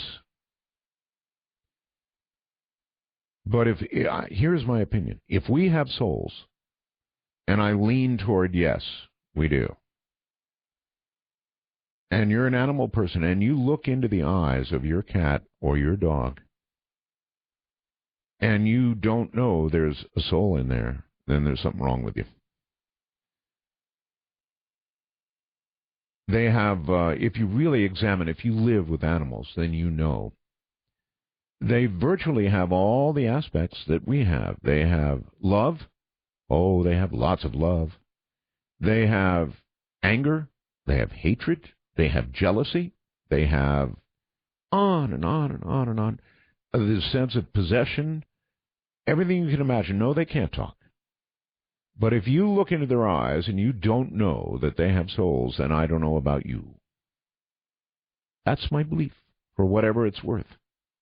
Somebody wrote, hey, Art, how could you not have remembered your OBE? Well, sure, I had an OBE. It was a very quick one, and it occurred in Paris, France. And my wife at the time and I had gone to Paris on vacation, and maybe that had something to do with it, but I was out of my body, boom, like that. I was in a place suddenly that was the most, well, there are not words to describe how joyful and amazing a place it was. And I guess I was so completely in shock that I popped right back into my body. And I immediately woke my wife up and said, my God, I was just out of my body. And I really was, but it was very quick. And I was so shocked that I'm sure that's what popped me right back in again. Dark Matter, you're on the air. Hi. Hello, this is Lloyd in Fountain Hills, Arizona. Hello, Lloyd. I'm going to give you a news story that is 3 years old, 2 years and 11 months. Okay. So it's not exactly breaking news. Well, yeah, but it's something you have never heard before. I mean, I've never heard it before on any program. Okay. Okay, so you're ready. Yes. Okay, remember when the Chinese submarine supposedly shot off a missile in Los Angeles? That was well, I'll give you the date. It was November 10th, 2010. Oh, now I do remember something about that. Yes, okay, go ahead. Okay, so they said the missile misfired. All right, so I live in Fountain Hills, which I was looking straight north from my house. Los Angeles is on my left, and New Mexico and Texas is on my right. So anyway, I did not see the missile misfire. I heard about that on the radio later on. But when I looked off to the left, this is pre-dawn in Los Angeles and just about dawn in Fountain Hills where I'm at. Right. Okay, so anyway, off to my left is a bunch of balls. I know this sounds stupid, but yellow and green balls. It looked like energy to me. Bright and shiny and all that stuff anyway. And then I looked off to the right, and coming up from behind the trees, of course this is way beyond the trees, but coming up from behind the trees comes this, I don't know what you'd call it, a craft of some kind. Oh. And it's coming up very fast, and it's almost transparent, and it's coming up to the curvature of the earth, and then it starts following the curvature of the earth. Now, this thing is huge, and I can't tell you how huge, except when airplanes go over here, they're going over to 32,000 feet, they look like little nothing, like little dots. Right. I'm sure hundreds of them could fit on this thing without a doubt. So anyway, I could watch this thing from those trees. It went, followed the curvature of the earth, and it went beyond New Mexico, because I could see New Mexico, because I've seen missile misfirings from White Sands, so I can see that far. At any rate, this thing went over. And I would imagine I saw it for possibly absolute tops 5 minutes as it went along the curvature of the earth. And at 5 minutes, it went, I'm going to say for numbers, 1,000 miles that I could see it. So anyway, it's going 12,000 miles an hour, something like that. Now that's the boring part of the thing. The thing is, where was it built? Why was it built? Did it come out of the ocean when they were giving us all this distractions with the missile misfiring and these green and yellow balls and all that? And where's it going? And where's it going to land if it does land somewhere? And that's the end of my story. And I was at 81 years old at that time. I'm not selling a book. All I gain out of this is ridicule from my friends when I told them, hey, okay. So that's probably what I'll get from you, too. No, I won't ridicule you. Okay. But it's no news. You're not interested in it. Well, of course I'm interested in it. I would have a few questions. Okay, I'm listening. Something as big as you said it was, traveling as fast as you said it was, should have been reported by a lot of people. Would you agree? Exactly. That's why I never called it in that night. I thought, oh, God, everybody's got to see this. I've called Art Nuri hundreds of times, and I can't get through to him. It's always busy. Art Nuri? Huh? Art Nuri? No, George Nuri. I called Nuri. George Nuri. I see. I called him hundreds of times, and it was always a line busy, and then I finally gave up. I see. Okay, any other good questions? Who could have built this thing? And where would it have been built? And is that the only one that was been built? Well, anyway. I of course have no idea, no answer for all of that. No answer at all. The only thing I can think of is that a lot of people should have seen it. I mean, the size that you declared it to be as compared to aircraft. You're on the air. This is Dark Matter. Hello. Okay. How you doing? I'm okay, sir. Hey, this is Brent. I want to talk about ISON meeting Planet X by the sun. ISON meeting Planet X? By the sun. By the sun. Yeah, I got about 30 pictures of Planet X. And Hoagland, remember he was saying about the ISON, that when you looked at one of the pictures, it looked like a honeycomb, and he thinks that there was, people coming out and flying saucers. No, we're confusing some things. He had a picture of a comet. Right, of the comet ISON, right? No, sir. That was not a picture of ISON. Oh, I thought that was a picture that NASA that they took of a comet, but it was not ISON. Well, anyway, I got about 30 pictures. I've been taking these pictures for the last 6 months of the sun. You put your sunglasses up to the lens of the camera, and you take the pictures, and you get to see Planet X right there by the sun, which is around 7 o'clock. And then I've been really curious about this whole Planet X thing. I mean, if Planet X was the kind of thing that you could, you mentioned hold your sunglasses up to the camera and then take a picture and see it, a whole planet. Well, you don't see the whole planet. You just see, it's like a light. I mean, it's really small, but when you take the picture, you can see that. Now, then a few months later, which about 2 or 3 months ago, I forget the guy's name, but he said if you take the picture and get there's a dormant sun with it, and so I was thumbing through my pictures that I got, and I can understand where he was talking about the dormant sun because I have about 6 of them. And it's up there. All you got to do, and if you want to Google it, go Google and punch in Planet X. They'll tell you all about that. I know, and I'm not buying it. I'm sorry.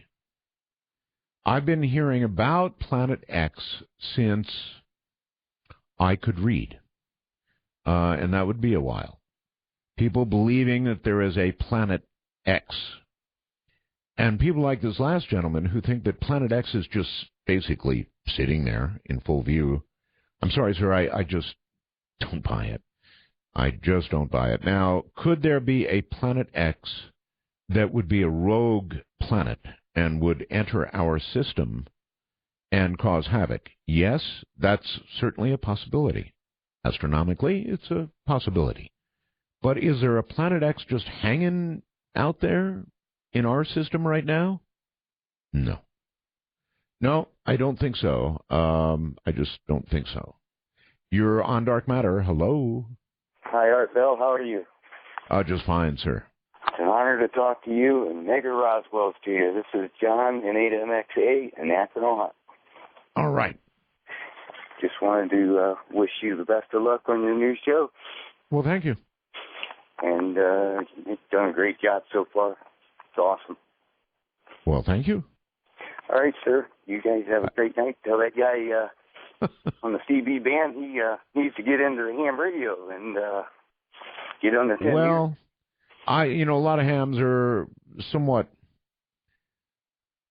tend to get somewhat upset with CBers. I'm not one of them. I really don't care how you get into radio. If your path is through the CB band, that's fine. And as a matter of fact, CB is actually fine. So I'm not one of those hams. I don't get my nose out of place with CBers at all. In fact, when I'm on the road, I will use CB because CB will tell you what's going on, where the trouble is, where the traffic jam is, roads to take to get around it. It has very serious use. Anyway, it's a great way for people to get into radio and then eventually into real radio, which is ham radio. So I'm kind of a fan of it, frankly. Whatever stepping stone. You're on the air. This is Dark Matter. Hi. Art, how you doing? Very well, sir. I go by the nickname Florida Jim, and I'm Florida Jim, okay. Yeah, I'm calling about John Teeter. Okay. I had the privilege to interact with him back on your old Post to Post AM forum back in 2001. You mean Coast to Coast?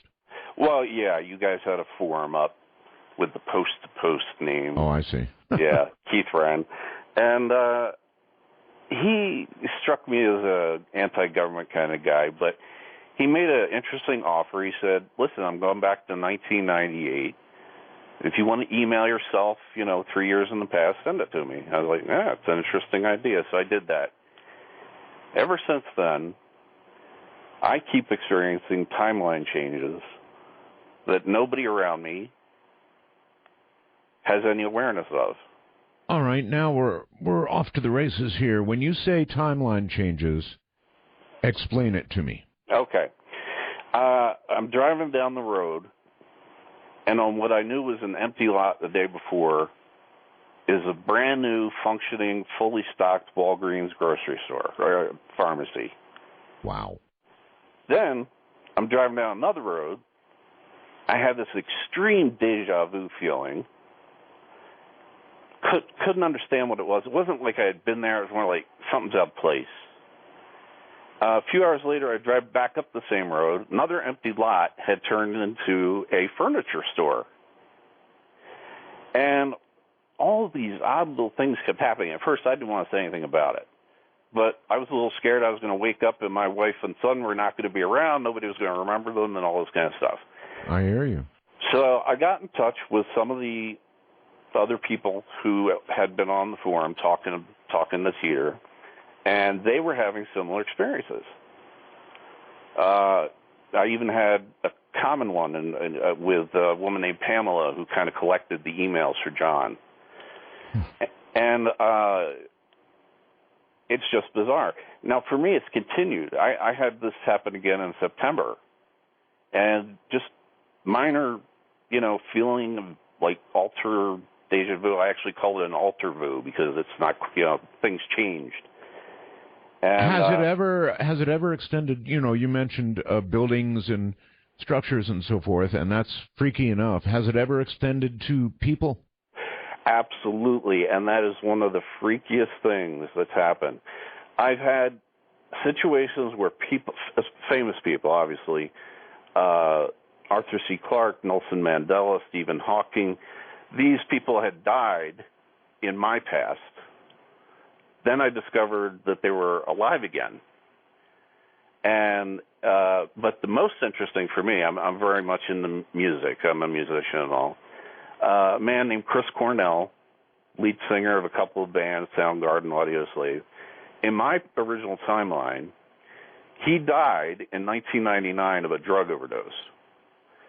Then I had a alter vu, a timeline change, a time quake, whatever you want to call it, in 2007. And as soon as that happened, he was back alive. And there were 8 years of music I had never heard from this man. That's incredible. I was just stunned. And so today I still ask, I unfortunately don't think Peter's ever going to get back here because he went off mission. I don't think they're going to let him fly that thing anymore. He wasn't supposed to travel to 1998, 2000, 2001 and all that. But, strange phenomenon. If anybody's got any answers, I'd be happy to give out an email telling me why the hell this is still happening. I understand it's extremely worrisome. Thank you very much. He mentioned the name, of course, of Nelson Mandela. And I think that the whole world had one about Nelson Mandela. I brought this up on the previous program. I was convinced that the press had reported Nelson Mandela as dead. And this was years and years ago. I recall being on the air one night and saying, or referencing the fact that Nelson Mandela had died. And I firmly believed that. And I firmly believed that I had heard that on the national news. And that was an accepted fact in my mind. And lo and behold, Nelson Mandela was very, very much alive. So I'll tell you what we'll do. So I'm going to tell you ahead of time. Our next break will be, I don't know, like around 9:45 or 45. I so many time zones here. 45 minutes past the hour. So what I'm going to do when we get to that break is I'm going to clear the lines for only time travelers. Let's start with time travelers, all right? And Antichrist folks would be all right, too. Vampires and zombies, can't rule them out. All right, we'll do that in the next break. That way, everybody will have an opportunity to get through between now and then. And you'll know that as of the next break, you should all hang up, and we'll just hang in there for time travelers and the rest of that jolly little group and see what we can get. In view of the fact that we don't have a special line, that's about all I can do. Dark Matter, you're on the air. Hello. Hi, Artel. I got a question for you. Remember earlier this year when a lot of strange phenomena, strange noises from the sky were reported, and it was all over the internet. I had seen it, and I had heard it. Oh, you're kind of breaking up on me a little bit. Earlier in the year, a strange phenomena all over the internet, something. Strange noises from the sky, Art. Do you remember hearing about that? Yeah, I do, yes. What is your opinion on that? I have none particularly about the source of them. We hear strange noises here all the time, big booms, and we sort of know what they are. They're dropping bombs over at Fort Irwin. And when I say big booms, I mean gigantic booms. So we're kind of used to hearing strange noises, but I know what you're referring to on the internet, and no, I have no idea. I guess he's gone. That's sad. Well, that's the cellular world that we live in now. Now you know why we require that our guests have a corded phone. Sorry about that, sir. The gods were not smiling on you. Dark Matter, and you're on the air. Hello. Hello, this is Joey from Alabama. Hi, Joey. Hey, is this Hart Bell? I'm the only one here. Okay. Hey,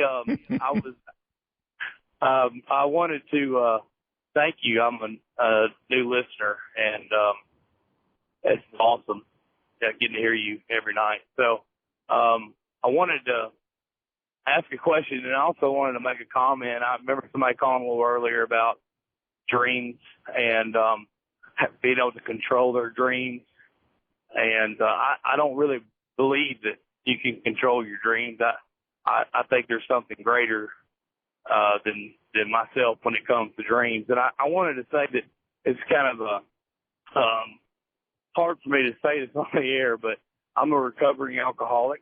And for the past 15 years, whenever I would dream about drinking, whenever alcohol would be in my dreams, I would either be chasing the drink, I would be drinking the drink, or I'd be running from something bad that happened from drinking.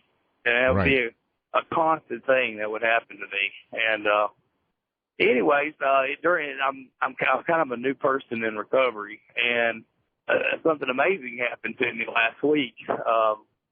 I had a dream, and my friends were all drinking and having a good time, and it was for the first time in my life.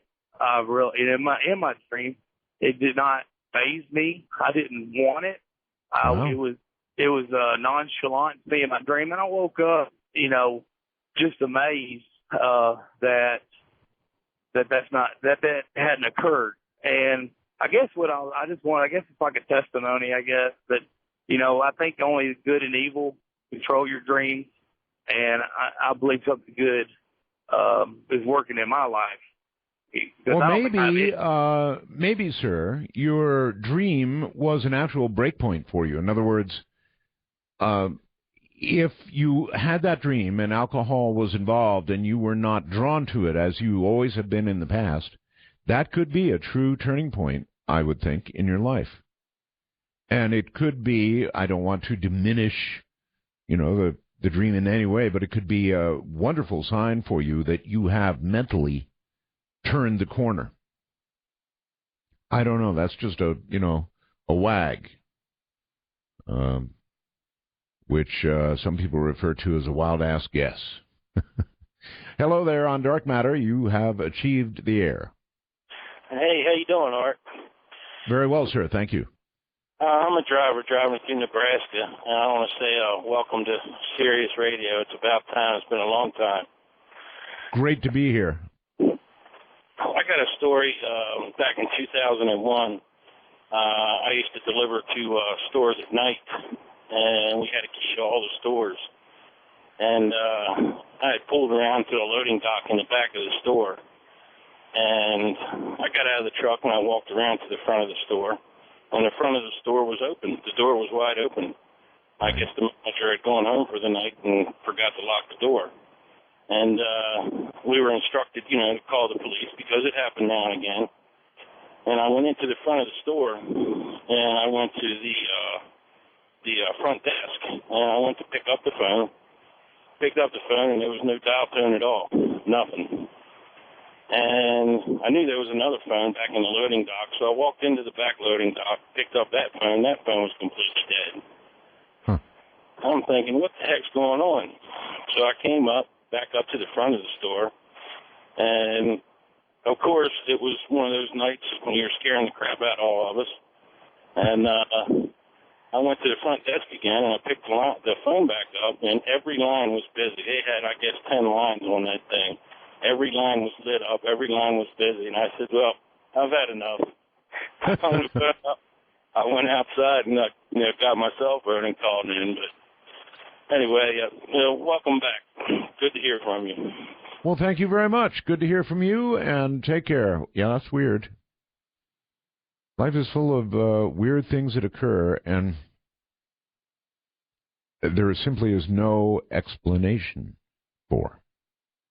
I know many of you, if not most of you, have had them occur to you. So I guess that's what makes programs like this, the fact that these things do occur, and there is no explanation, no logical explanation for them at all. unlike most things that happen in life, every now and then one of these rolls into your life, and when it does, it stops you cold. This is Dark Matter, and you're on the air. Hello. Hi, Roswell's. Thank you. Yes, I was wondering if you would ever consider having Jim Mars or Eric Von Däniken on your show one night. Jim Mars, he is still with us, right? I believe so. I'm not sure. I just got finished reading one of his books a couple of years ago. I'm not sure if he's still around, but I would think so. Okay. Certainly, I've had Jim Mars on in the past. I don't know what his current status is, so all good suggestions. Yes. Also, maybe I'm just like an average guy. I've never experienced anything extraterrestrial, but my mind is open to it, and I would like for something like that to happen. Does it happen to like people like random people, or is it just they have to be somewhere at the right place at the right time? Boy, I really hate to level an I don't know at you, but I don't know. I've had a few things in my life that have happened, not too many, really weird things, but I was unable to make them repeat. I was unable to control them when they occurred or anything. So they just happened. I don't know what to tell you. It doesn't have to be something extraterrestrial. It can be something. And I don't really want to go back and tell old stories, but I had a case of precognition that was without question. There was no question. Well, I will tell it. Otherwise, it sounds like baloney, to a new listener. I was living in Santa Barbara, California. Here it comes, very quickly. Living in Santa Barbara in a very nice apartment. And I had my car parked out in the street. I came home from work, sat on the couch, and was ready to watch, I believe, NBC News or the nightly news at that time, whatever it was. And I began watching. Curtains were closed. Couldn't see my car, but at the beginning of the newscast, as I was sitting down to watch it, I had this overwhelming, gigantic feeling that somebody's going to hit my car. It came to me almost like a giant crashing ocean wave. Somebody's going to hit your car. I said some bad words and got up and walked across, opened the curtain, peeked out, looked at my car. It was fine. Sat back down to watch the news. Here it came again. Just like crashing ocean waves, somebody's going to hit your car. It was overwhelming. I couldn't ignore it. It was annoying.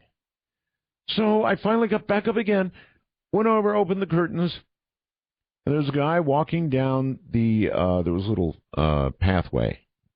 We parked actually on the road there. And there was a little concrete pathway going toward the road. And here's a guy walking down a pathway. So I just stood there. As the news was beginning, I watched this guy walk down the path, got into the car in front of mine, started the engine, put it in reverse, hit my car. I fell to my knees, literally, honestly, fell to my knees. I was so shocked. I had shivers going up my spine. I was on my knees. But alert enough, I finally got up, opened the sliding glass door, and said, I saw that. He said, I'm stopping. And there was no big damage. I had a little dent. But, boy, was I freaked out. Now, that's a case of precognition. I had no way of understanding why it came. I didn't make it come. I couldn't make it go away. I couldn't make it happen again. It just happened. That's about the best I can do. That was my big precognitive experience. I don't know whether you've ever had one, but if you have, you know what I'm talking about. Dark Matter, you're on the air. Hello. Hello. This is Ben. I'm a truck driver. Hi, Ben. Hey, I'd like to tell you about my experiences. Please do. Well, I grew up in kind of a haunted house, you could say. It all started with things in my closet.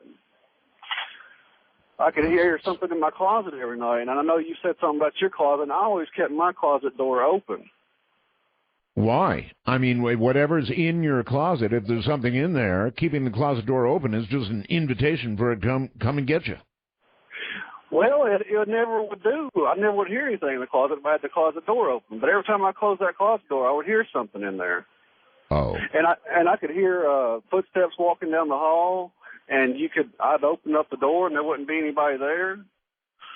And my little sister said people were talking to her, like in her room when nobody was there, just saying her name. Right. And I was actually physically assaulted one time.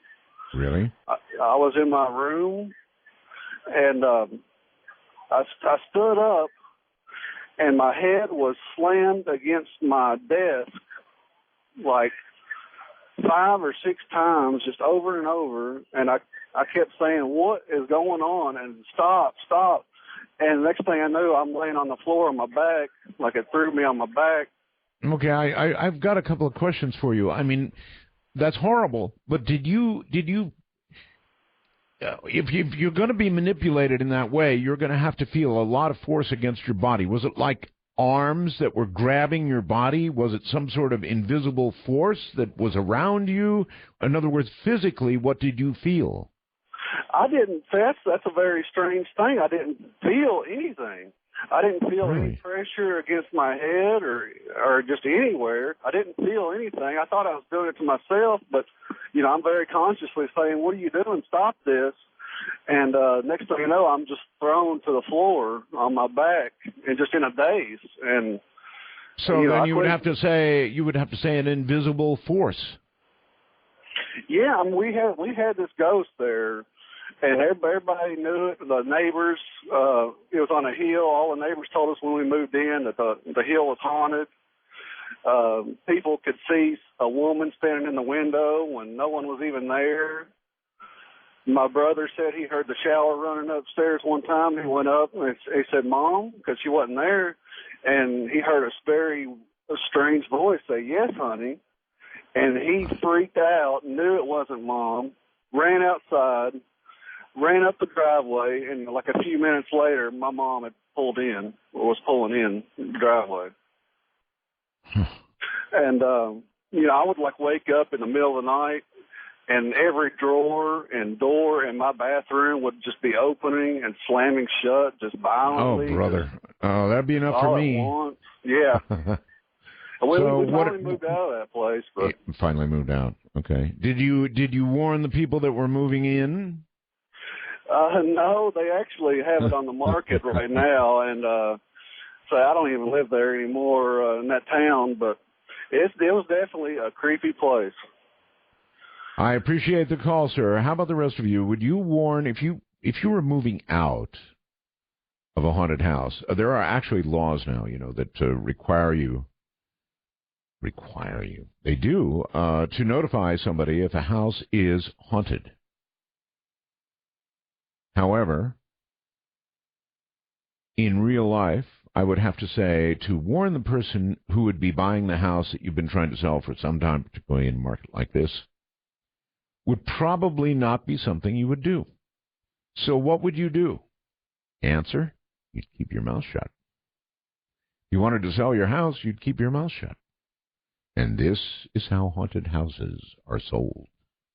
Dark Matter, you are... Wait a minute here. Now you're on the air. Hi. Hi, Art. This is William from Texas. First of all, are you still taking normal open calls, or is this time traveler time? I am until the break. And the break is coming up pretty soon, and then I'm not going to take normal calls. I'm going to take time traveler calls for a full break. Okay, good. I've been away from my radio for a few minutes. Didn't want to miss it. First of all, Infinity to the Power of Infinity Roswells to you. I've been listening to over 19 years, never called in until now. Art, I have a few thoughts regarding the Matthew Alper guest you had on your show a couple weeks ago. Something you said during that show, it sparked a few ideas that I had that might explain something. Sure. So first of all, I hope to kind of explain a possible explanation of the near-death experience and the viewing of different deities during that experience, not necessarily being a proof against God, as Matthew alluded to. So first of all, let's assume Matthew has some level of correctness. I'm kind of going fast through this because I know time's of the essence. So with the idea that there is a God part of the brain, let's assume he's correct with that, yearning to seek out a higher being that created you.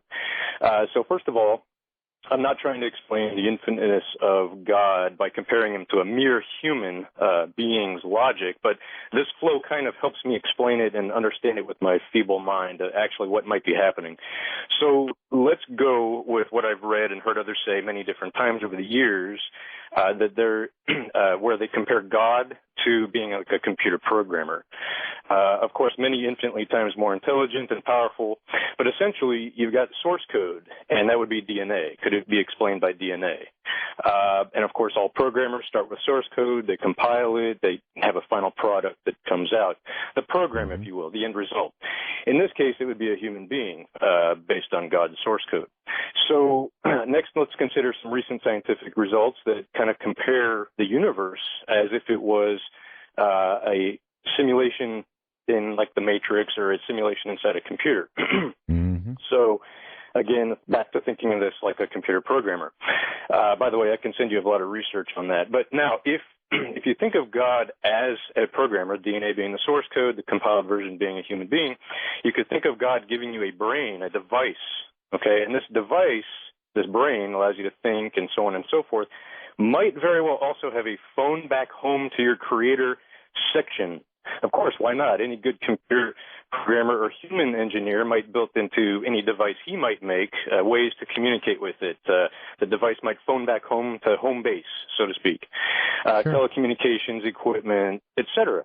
So again, I'm not trying to equate God's infinite power to a mere mortal human engineer, but in this example, I'm kind of running through this where, for instance, prayer, meditation, that's where you come in, Art. You kind of made me think of this when you said the electromagnetic stimulation of the brain. You could kind of consider that as hacking the communication section of your brain, your device. Perhaps again, just like any hacker would hack an electronic device, and that would activate the typical near-death experience, the tunnel, the light, and so on and so forth. Seeing the deity that you're individually familiar with, and that you've studied and learned about it and accepted all of your life. So, of course, the near-death experience occurs, real situations, an accident, you're very sick, so on and so forth. You've hacked the communication area of your brain with electromagnetic stimulation in the labs, for instance. It may not be your time, you come back, and so on and so forth. Now, the last part, back to the programmer analogy, if indeed this all happens to be true in some way, shape, or form, there's a dedicated part of the brain that attempts to fill in with a God concept. That's where the part where you consider it being filled in with a variable. Again, back to computer analogy, in a website, or you're filling in your first name or your last name. That little first name spot would be, in your case, Art. In my case, it would be William, and so on and so forth. So it's a conceptual variable. So you're activating that part of your brain. It's conceptual. You're seeing the visual deity that you're familiar with. It's filled with your particular deity that you've accepted. And that's what you're seeing, potentially. I mean, I'm just throwing this out there as a possible thought. And so essentially that would prevent shock. You know, seeing something unfamiliar would be bad. And that all could be very well just part of the programming God gave you in your device when you're phoning home. Okay. I appreciate it. So God as a master programmer, why not? The possibility that we're living in some sort of created universe, that we're living in a kind of a matrix. Science is looking at this genuinely hard right now. Did you know that? It's something we could have a lot of discussion about, because I don't rule it out. Do you? That we're all kind of walking around in a programmed world, that we're not seeing it all as it actually is, very much like the movie The Matrix. Science is trying to figure out, and I guess they have come up with a way to test whether, in fact, we're living in such a world. I don't reject the idea. Hard science doesn't reject the idea. Well, maybe some of it does. But it's definitely intriguing. And as this caller said, perhaps we do have that urge that was programmed into us by our Creator. Definite possibility. All right, listen, here's what I'm going to ask. I know it's hard, but I'm going to ask. Everybody hang up. Hang up now. I will open the lines after the next break, I promise, and you'll be able to call back in then. But for now, everybody hang up your phone, and the only people that I want to call are time travelers. Again, I know this is a very hard request to make, and in the future we'll solve it by having a special line or two so that we can call it out for time travelers or whatever we want. But I would like to try it, so if everybody'd be kind enough to hang up and only time travelers call, we'll see if it works. All right, now here's where I need your cooperation, everybody. I've told my friend back there in D.C., whose name is Evan, by the way, to only admit people who claim they are time travelers. Nobody else should call. Only people who say they are time travelers or JC. If the real JC calls, I'm going to let him get through. And this is between now and, well, I don't know, when I run out of time travelers or get to the next break, one of the two. So if everybody would refrain from calling, except time travelers, and maybe JC if he's out there, we'll proceed. The number is 855-REAL-UFO. That's 855-REAL-UFO or 732-5836. What do you think? Only one way to find out, eh? You are on the air, whoever you are. Welcome. Hi. Hi. This happened to me when, first of all, Roswell's in 51s. Thank you. This happened to me when I was in high school. I was walking down our main street, which at the time all the stores and stuff were closed, and I rounded a corner to go down an alley, and I realized that I had forgotten something. And when I came back through the alley, I felt this weird, like, tingling sensation. And then when I came back on the main street, all of the businesses looked brand new, and all the cars were like 40s cars. They had those interesting fins and all that. Wow. Yes, and as soon as I started getting scared, I felt that feeling again, and then suddenly I was back in my own time. You popped back. Yeah. So you had a little time shift, actually a big time shift, but for a small amount of time. Yes, and this was back when I was in high school, around the high school age, so it was around 2001, 2002. Is it the only time this has ever happened to you? No.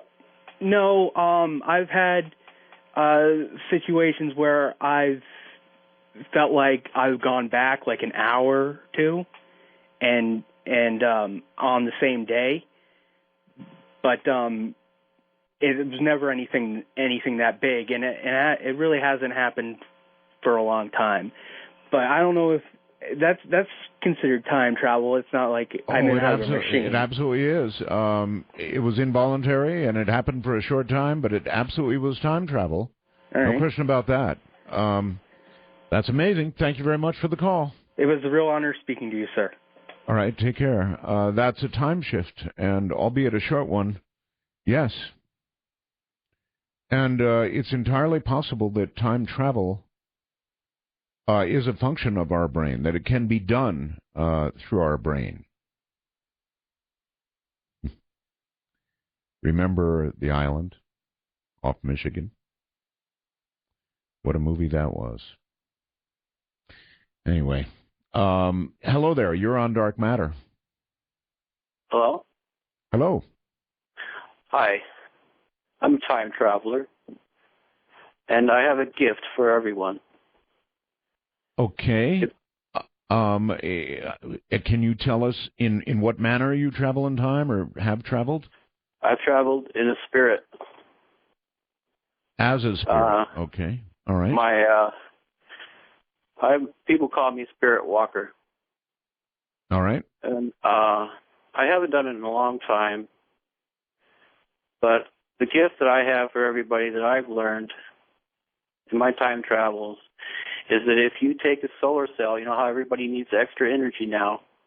If you take a solar panel, solar cells, and you bounce it out, you make it as big as you want around, like a record player, and you spin that at 36,000 RPMs, the power will begin to suck into the cell instead of laying there lazily.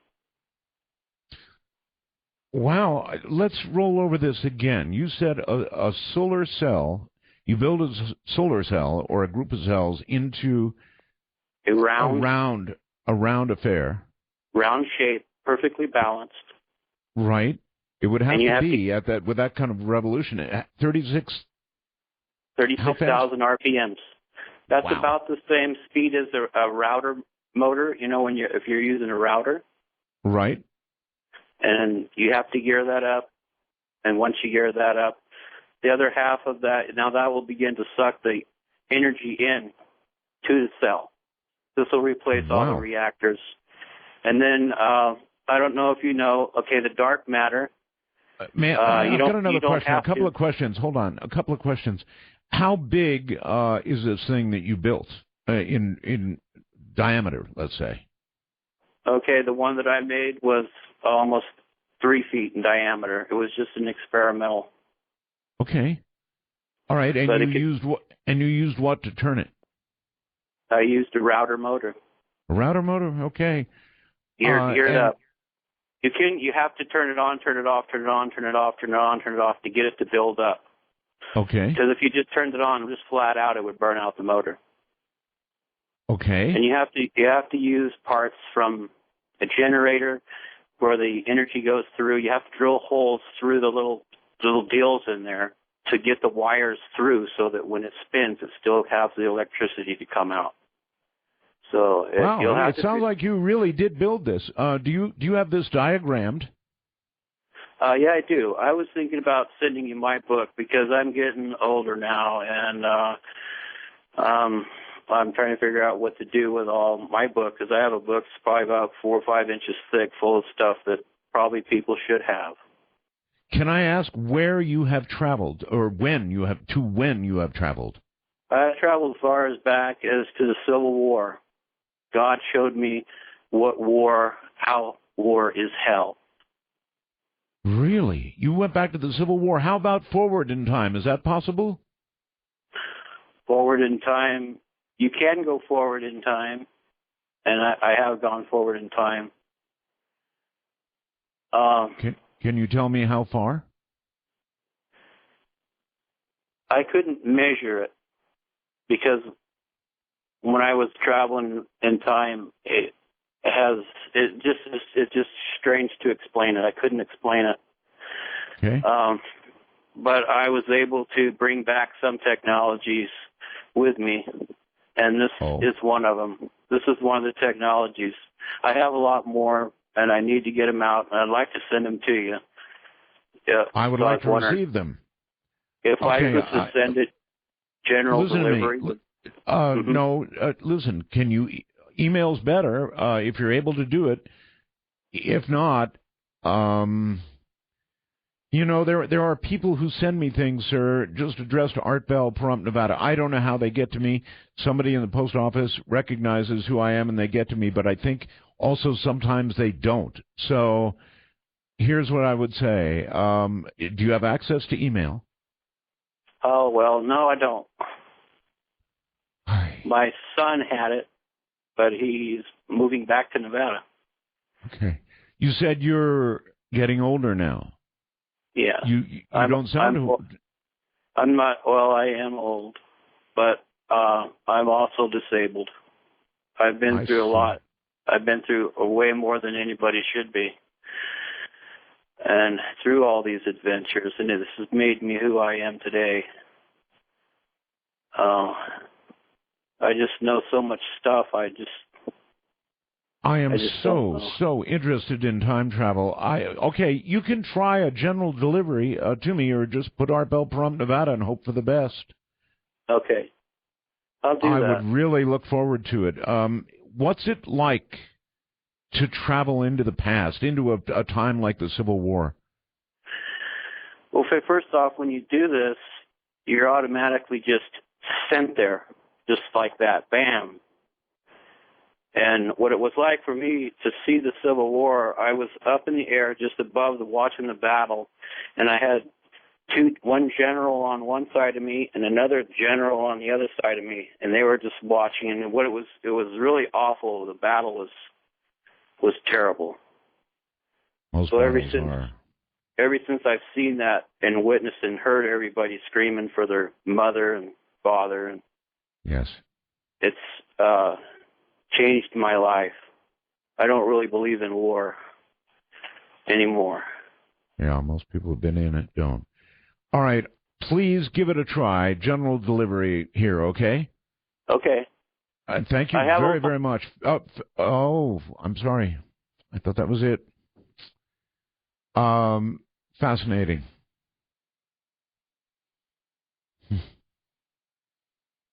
You know, that fellow sounded serious to me, and his device sounded serious, too. Hello, you're on Dark Matter. Our time right now is a commodity that I'm not in possession of, but I may be brief, and I may not be as articulate as I'd like to be right now, but I would accept questions from you after I give you a brief introduction. Absolutely. Go ahead. Okay, Art, you had a guest on, I believe it was last night, and this is October 10th, correct? Yes, that's correct. Okay, his name was Hogue. I forget his first name. No, Hogue was on earlier in the week. I believe it was Monday night was Hogue. It was the gentleman speaking about Nostradamus. That would be Monday night. Okay, sir. Today is Thursday. Very well, very well. Well, sir, he had a certain thing to say about a certain economic collapse in 2016, and unfortunately that is the case. What people need to pay attention to is the year 2029.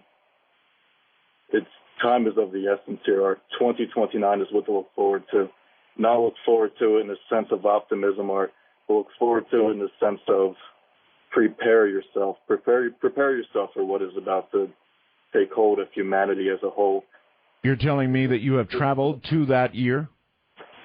I am technically within that. What you need to understand, Art, is that time is the most, it's an abstraction, Art. It is a human construct. All times are happening right now. Right now I am 2009, 2029, and also 2013. So any questions that you may want to put my way, I would be able to answer. But I must say that I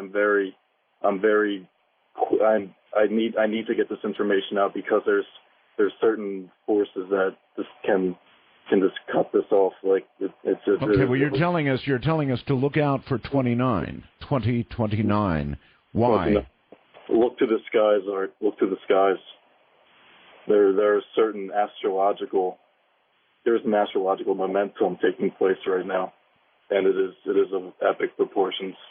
The Mayans were close to their predictions, but given their technology at the time, they were close, but they were off by a bit.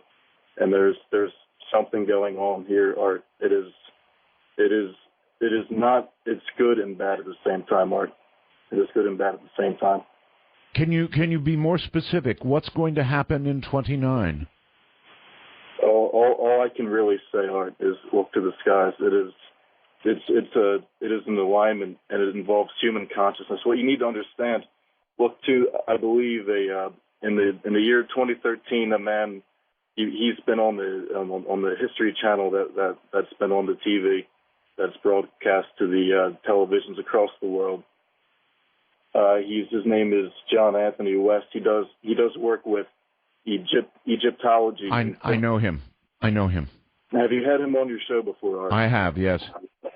I would greatly recommend having him on your show in the near future. He is. All right. Well, I appreciate the suggestion for a guest, but if we're going to have time travelers and you're going to suggest a year to me and say, look to the sky, I want specifics. Hello, you're on the air. Art. Yes. How you doing, man? I'm doing fine, sir. Awesome, man. This is Mike from Phoenix, otherwise known as iPokesmart, and I run your parody Twitter account off on the Twitter space. Are you a time traveler? Yes, I am, sir. I remember one thing you mentioned on one of your previous shows. You had a dream where you experienced the life of other people, and I've had plenty of those. It's weird, you go into the dream, and it's like to when have you time traveled, please? In my dreams. In your dreams? Yes, sir. So not in full waking life. You've never time traveled in waking life. Well, that's a matter of perspective.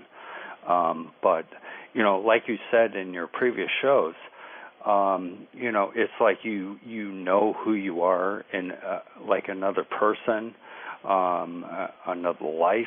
You can name everything that happened, and I'm just wondering what else you have to say about that. Because what I have to say. Okay, well, I'm moving on because I'm looking for time travelers who are going to tell me things, not ask me things. You're on the air. This is Dark Matter. Hello. Art Bell, Mega Roswell's to you. How are you tonight? Oh, quite well, sir. Thank you. Are you a time traveler? Well, I have a time-shifting experience for you that I'd like to share. That'll work. This was back on 11/11. Actually, I called and spoke to you a couple of weeks ago about my little 11/11 adventure, but one of the things that we kind of came to this group of indigos that I got to know really well, we all kind of reached a conclusion that we felt that the whole 2012 Enigma was really that the nature of time itself was changing, and that it was being more fluidic and easily changed just like pressure levels. Going down to Sedona, traveling there by car, it took me 17 hours. Coming back, it took 12. Same route, same speeds. So it was kind of a confirmation for me. One of the local Sedona people that I met actually gave me a branch that I put in the back seat to take home as a souvenir. And on the way back, that thing was just jittering in the back seat, just shaking. And I don't know if it was a flux capacitor or what, but there was some Sedona portal energy that followed me home that really did kind of reinforce that standpoint that the nature of time itself is changing, and we're going to be seeing a lot more of that it's a lot more fluid than people understand. So, okay. All right. Thank you very much for the call, and take care. I'm not sure that qualifies, and I'm not sure it doesn't. You're on Dark Matter. Hello. Hi. Hey, Art. It's a great show. I love it. I can't believe I'm calling, but it was in my late teens. I'm 45 now, and I'm on the subway, and I'm counting down the stops. I'm paying attention. I'm getting off at the last stop in the line. And I just stopped paying attention for a little while, and then I looked up, and I had gone back like 3 or 4 stops, and right away I kind of sat up and looked at the map that was up there, and I looked at the stops that I went and counted through, and it was just an alarming feeling. Did you feel anything different? I didn't notice that I had lost any time or anything like that. It just I had gone back a couple stops and I kind of did a little reset. It seemed like I never had an experience like that, and again, okay. So there was no permanent shift. There was a temporary shift. You went bouncing back or something. Right? No, like if it was supposed to say take me an hour to run the whole line, I think it took me an hour. Like, I don't see that I lost or gained any time. But like I said, it's the Toronto subway system. So I'm like going through the stops. Okay, Jane, Ossington, Old Mill, or whatever. And then, went through 3 stops that I wasn't looking at. And then I'm back like 3 or 4 stops. And then like kind of went through the stops again. Okay, I think I've got it, but you were still in the same time frame, so it was sort of a mind trick. This is Dark Matter, and you're on the air. Hi. Hello. Hello. Hey, Art. Roswell's. Name's John. Thank you. I had an unusual experience.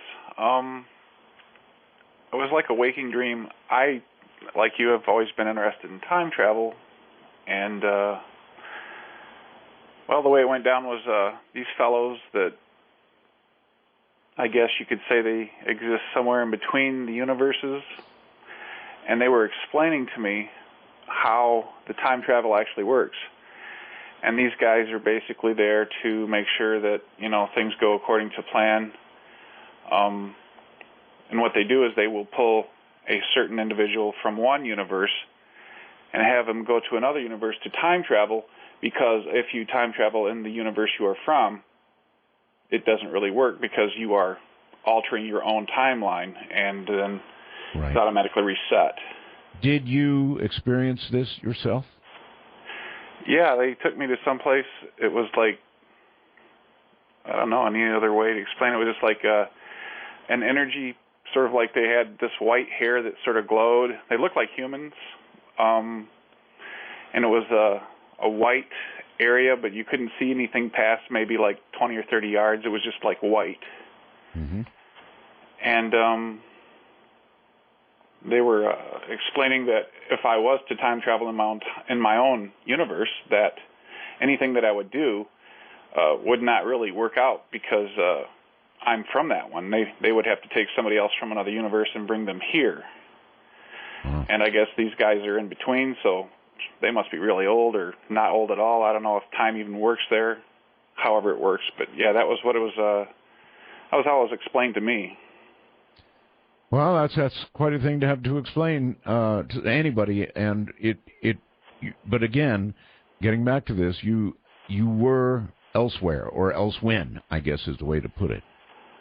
Yes. I have no idea how to explain where it was, other than the fact that I wasn't where I was prior to that. Yeah. All right. Got it, I think. Thank you. Thank you very much, and take care. Time traveler, I hope you're a time traveler. Hello. Art. Yes. How are you tonight, sir? Just fine. I'm a trucker, and I have a bizarre situation that happened to me. I actually jumped forward in time almost an hour, and I have proof that it happened. Okay. I was coming out of Atlanta on a night run going to Miami. I come across the border into Florida, and I started getting some really bad tunnel vision, and I didn't know what. I thought maybe it was a medical issue or something was going bizarre with me, so I put the flashers on, geared her down, and got her off to the side of the road. Right. I felt okay, so I figured, okay, let's head on down. So I get down to my drop down in Miami, and I'm almost an hour early. Now, this run normally takes me 10.5 hours to make the run. I make the same fuel stop every day going down and back. Well, I didn't know what to make of it. I didn't really think nothing of it until I went to take down the information. I have a commercial GPS on my truck because I record my miles and fuel mileage and all that off it. I saved it on my GPS. This happened 72,207 miles ago, and it showed my average speed on the run 62 miles an hour, and I had a peak speed of 107.3 miles an hour on this truck. Oh, my goodness. Now, I got a Cat C15 in this truck, but there ain't no way this thing is going to do no 107 miles an hour. Now, I got thinking about it. With a GPS, it isn't registered speed by motion. It's by points off a satellite. Yes, sir. And I really believe that when I hit that tunnel vision, it threw me forward damn near an hour. Wow. And, I mean, I will never erase that. That's on my GPS forever. I got 3 different fields for route information. I'll look at that every night because I make the same run every night. And every time I get to the point where I have that tunnel vision, I get freaked out. That's pretty convincing, actually. I really appreciate the story. And if I'd do the same thing. I'd keep it forever. Yeah. All right, sir.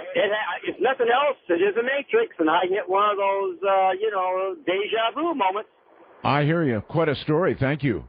Have a good and take care. Wow. Hi there. You're on the air. This is Dark Matter. Hello, Art. Hello. Hey. Mega Roswell. Thank you. Yeah. I've been listening to you since 1996, 97, I guess. Yes, sir. Are you a time traveler? I would say I had a time travel experience, possibly. When I was in the Navy back in 92, I used to drive back to Maryland quite frequently from Norfolk. And I was around Waldorf, Maryland at the time, and I usually, where Highway 5 and 301 are run together, 301 splits off on a ramp and continues up. When I went off on that ramp, I continued up, and I should have hit a red light around Brandywine Road, and I ended up driving. I was driving. I was kind of confused there for a second. I came up on a house, and I was like, this is weird. I'm lost. This is weird. I figured I was in Waldorf, Maryland somewhere. I wasn't thinking, and I turned out, and I went to the end of that road, and at a stop sign, turned right, and I went down that road, and I was on US 1 around Dumfries, Virginia. So if you do something like, there's a couple rivers. You got the Potomac River and all that, and I mean, that's about, between the two, that's over an hour drive away. I was really confused for a little bit, and it took me a while to figure out where I was when I ended up on Highway 9, on Highway 1, US 1, and ended up going home that way. I went over the Woodrow Wilson Bridge and everything, going all the way back up to where I used to live in Maryland. So, okay, well, I don't know what to say about that except to accept the story and say thank you. Yeah, I always wanted to tell you that story, so there you go. You have done so. Thank you very much. All right, buddy. Have fun. Take care. The lines are open. I said I'd do it from break to break, and I've got, I think, 1, 2, 3 possible time travelers on hold. But the rest of the lines are now open for whatever it is that you would... Yes, hello. How are you? Art, I'm so happy that you're back on the air. Thank you.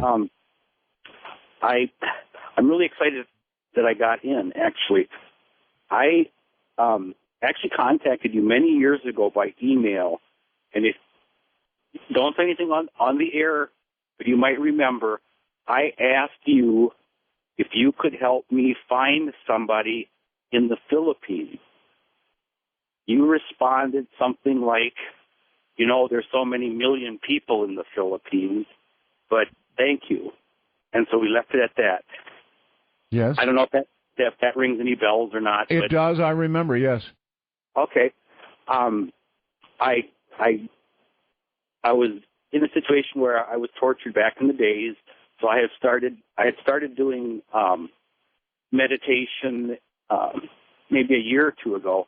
I found this astral projection thing on YouTube. I started toying around with it, and I think this is time travel. I'm almost positive the year's 2050. Well, I know the year's 2050, and it's so cool. I can't see when I put my hand out in front of me, I can't really see it, but it's almost translucent. But I was in a personal vehicle. Okay, for you stock people out there, it's called Personal Vehicle Technology Corporation. Buy that stock. I don't know when the company started. Where I was at, there's no private vehicles. Everything is this personal vehicle transportation. And you're saying this is in the future? This is 2050. 2050 in the future. The reason I was fortunate is because where I was in one of these little personal vehicle transportation devices, and there were two gentlemen in it, and they sat around a round table, you know, reading the paper, drinking coffee, and they had a little, you know, TV on. Everything. Okay, I'm sorry, but I really want to ask, how did you get there, or to that time? I'm not really sure. It started with this astral projection stuff that I was listening to. I listened to it, you know, maybe a couple times a day. And then you were actually physically in a different time, in a different place. In this astral projection thing, it talks to you about, you know, what, you know, how do you want to feel about yourself, and where do you see yourself in the future? And that's kind of where I started getting into it as well. Where do I see myself down the road? And this is, I mean, it was so bizarre and yet it's so exciting. The reason I know quite a bit of information is because they had like a little these guys are obviously businessmen, but they had like a little monitor, and you know, the best I could correlate it to is, you know, they have like the Fox Business News in the morning. And so I was getting a lot of information there, and that was one of the things that I saw was this you know, personal vehicle thing. All right, well, that's quite a tip. You know, if it's true, that's quite a tip. Hey, I thank you a lot. And the other thing too, I'm going to try and do while the show is on tonight. The only big problem that I found was that the air seemed to be really hard for me to breathe, so I wasn't able to stay there very long. And maybe it was just that I was freaking out. But I'm going to try and right there where you're sitting. By the way, I think you have, it's either an old shirt or a stained shirt, but I'm going to try. Stained. I always spill coffee on myself. I am going to try and move a paper or tip something over in the next hour, and if it works, anything over. I do that on my own. All right, I'll look for it. Well, if it happens, let people know. It's your fault. That's what it'll be. Your fault. All right. Thank you very much. 2050, huh? Wow. Well, one thing I'll say about that guy is if you're going to be time traveling and you're going to the future, the Business Network, Fox or otherwise, would definitely be what you'd want to watch. Personal vehicle, personal transportation thing tip. Buy the stock now. Hi there, you're on the air. This is Dark Matter. Mr. Bell, Mega Roswell, see you, sir. Thank you. Look, I just want that trucker from Georgia to know he's not alone. I'm a trucker as well, and the company I work for, we deliver for a large retail chain. I'm not going to say the trucking company. I'm not going to say what the retail chain is. Yes, sir. But we deliver grocery goods overnight, and normally I do between 1 and 2 runs a night. Mm-hmm. Well, this past February, I finished my second run, and I still had about 4.5 hours left on my DOT clock. And they said, here, you've got to take this one down to Camden and Dover, Delaware. And I remember I said to my supervisor, I said, there's no way I'm going to make it. It's not possible. Mm-hmm. There's no, because it had to be, this was at 3 a.m. They hand me the paperwork and tell me it has to be there by 5. We all knew it was not going to happen. Right. We're located in central Pennsylvania. There's no possible way for it to happen. So, but I took the run. I figured, okay, better late than never. At least they'll have their products. Right. Started my run, and the one thing I noticed was I could not get warm. I had the heater blaring in the truck. My whole body just tingled, and it was a weird feeling. And the other thing I noticed, there's a couple other things I noticed, was there was no other traffic on the road. which is weird because I had to take the Pennsylvania Turnpike, and normally that's jammed around Philadelphia around the time I was would say that's really weird, yes. And the other thing was, my truck's governed at 61.5 miles an hour, and normally I can feel it get up on the turbo and start pulling. Right. It would not do that to save my life. I mean, I'm calling this truck everything but the color it is, and cursing it out. Anyways, I get to the stop in Camden that I've got to be there by 5. Hit the dock, pull the brakes, send my arrived call into my dispatcher. Not even 30 seconds later, my cell phone's going off, and he's cursing me out. Would you quit screwing around? And he stopped himself in mid-sentence. He was about to tell me, get going and get there. He goes, how the hell did you get there on time? I go, oh, my God.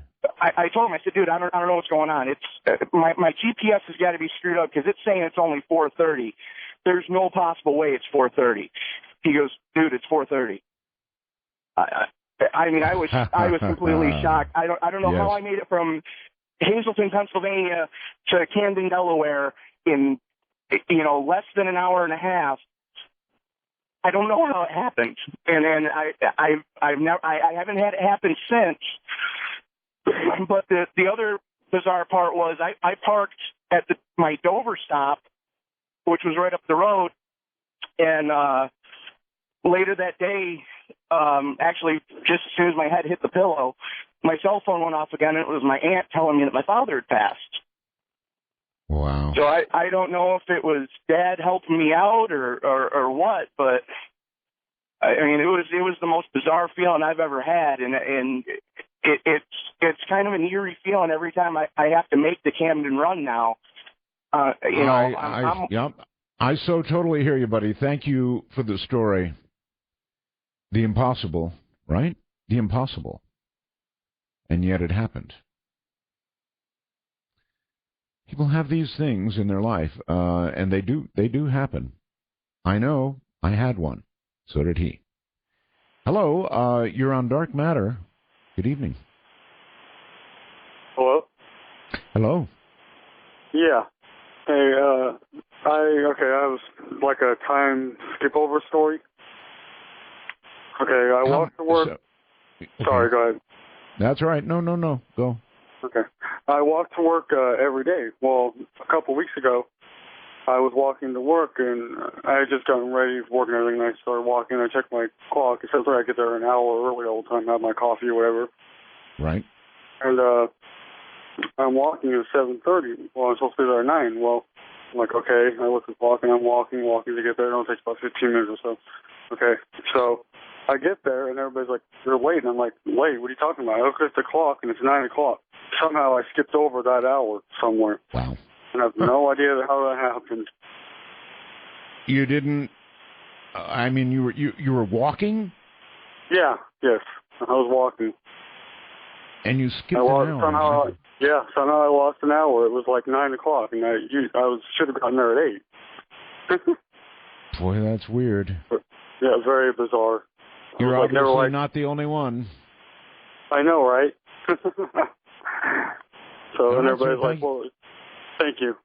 Right, thank you. Not the only one, obviously. A lot of that's going on out there. A lot of this skipping or missing. And that certainly is time movement, isn't it? Dark Matter, you're on the air. Hi. Hey, Art Bell, Mega Roswell. Thank you. I have been waiting for years to thank you.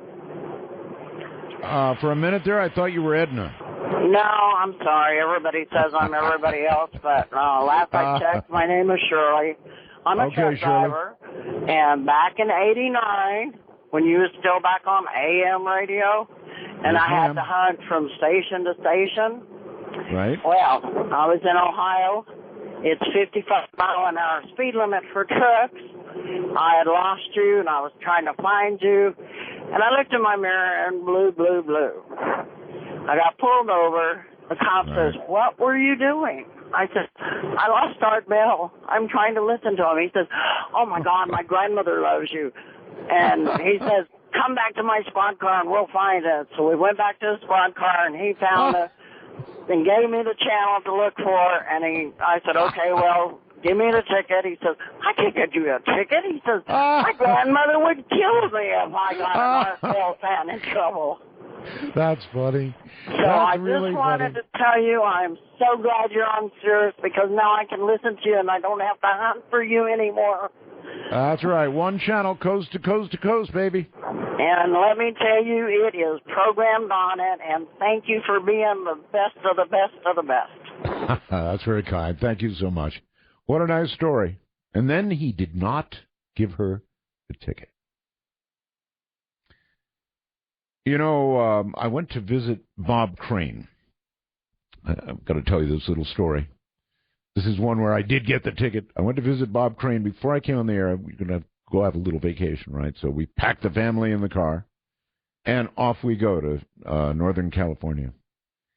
And I had been driving for, I'm going to guess, 13 hours. 13, 14 hours, somewhere in there. And I was really tired, but it was late. It was dark. We were within a couple hours of Bob's house. So I pulled over into a rest area. And we had some coffee. I got out of the car, walked around a little bit. This is getting up into, you know, solid redwood country up there, the big trees. And so got back in the car from the rest area. The sign at the end of the rest area said 7% grade. So I was just had put the seatbelt on. We were driving. We started down the hill, and I was getting organized as we went down the hill. Well, you know, I've got a nice new car, and it's supposed to be a controlled speed, but it's not. At least not when you're on a 7% grade. So down we go. By the time I'm nearing the bottom of the hill, I see the lights behind me. Pulls me over. And, oh, baby, I got a ticket. I sure got a ticket. Now, he didn't write it for as fast as I was actually going, but I thought, you know, it just doesn't seem right. I mean, here I am coming out of, I've been driving a long time, coming out of a rest area, hit a 7% grade. My car doesn't hold speed on a 7% grade. It lets go, which it did. I deserve the ticket. But Asia, sitting in the back seat in her little chair, just couldn't resist. Daddy got a ticket. Daddy got a ticket. Daddy. She was so happy to see the cop. Daddy got a ticket. You're on the air. It's Dark Matter. Hello. Hi, Art. Hey there. How are you? Surviving. I'm glad to hear it. My name's Kristen, and I'm calling from, I don't even know, my husband and I are on a cross-country trip, and we're due north of Elko right now, going cross-country. All right, watch your speed. Yeah, Gordon Lightfoot, baby, it's all right. That was a good one. Yes, indeed. I'm with you on the music. Hey, I wanted to share an experience that my husband and I had and get your take on it. Yes, ma'am. This happened about a year and a half ago, and there's, excuse me, out in San Bernardino County, there's a place where we go, and it's in the mountains there. We gather medicine, or, you know, gather some things that we need for ceremonial purposes. And on the road where we go to do this, the layout of the land is kind of significant, so let me explain it to you briefly. It's a wide open road, and it's a dead end at one. You can see in either direction from the hill. You take a dirt road, like a T-shaped, to go up. We walk up this dirt path up the hill to where we go to gather the stuff. And we're up there picking the medicine, and my husband and the dog are on one side. I'm on the other side. And my bag gets full, and so I go back down the dirt road down to where our van is parked on the main street. Right. And just before I get there, and mind you, you can see in either direction. Right. Where'd you go?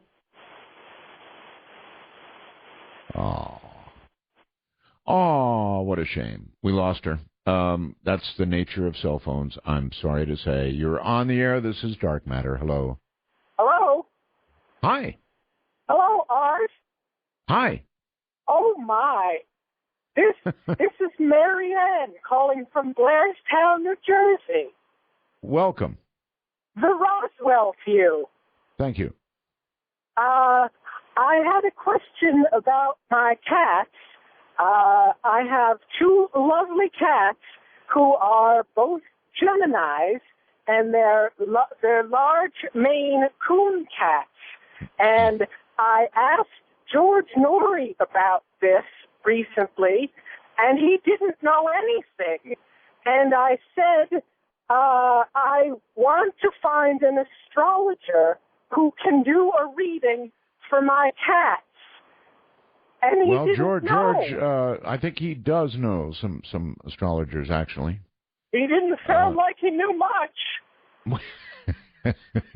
Maine Coons, that's what my Yeti is, a Maine Coon cat. But I don't know. I can't know whether he's whether he's a Gemini or not. He just bounded into our yard one day, so I don't know his actual month of birth. But I know Geminis are trouble. I know that because I'm one of them. Sometimes you just have to keep your mouth shut. Hi there. Hi, Art. This is Kristen. We got cut off in the midst of my story. We sure did. Would you like to hear the rest of it? I would. Please proceed. Okay, so I'm at the part. I gathered medicine. My bag is full. I walk back down to where the van was. A car appears out of nowhere right behind our van, and it's a red car. There's no distinguishing logos or anything. I've never seen a car like it, but it's rather sporty looking. But when real quick now, let's finish up. Okay, so the car appears out of nowhere, spins around, goes around the van. I get a little nervous. I start walking up the hill to my husband.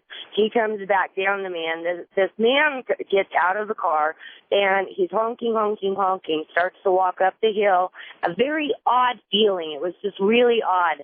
My husband and I go back down the hill towards the van, and he just disappears. Gone. Both of us were right there.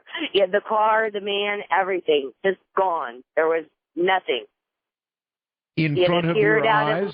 In front of our eyes. My husband was there too. Oh, all right. Thank you. That's a good one. I have never seen anything or anybody just disappear. That's a pretty good one. Thank you. I'm glad you got to finish the story. That was lucky indeed. Hi there. This is Dark Matter, and you're on the air. Hey, Art. Hey, yes. This is Ron Man, trucking across Tennessee. Yes, sir. I was curious, do you think you'd ever do another show on the feral humans? Oh, sure. That was a fascinating topic. Oh, I've never heard another show on it. That had to be back in, the late 90s maybe?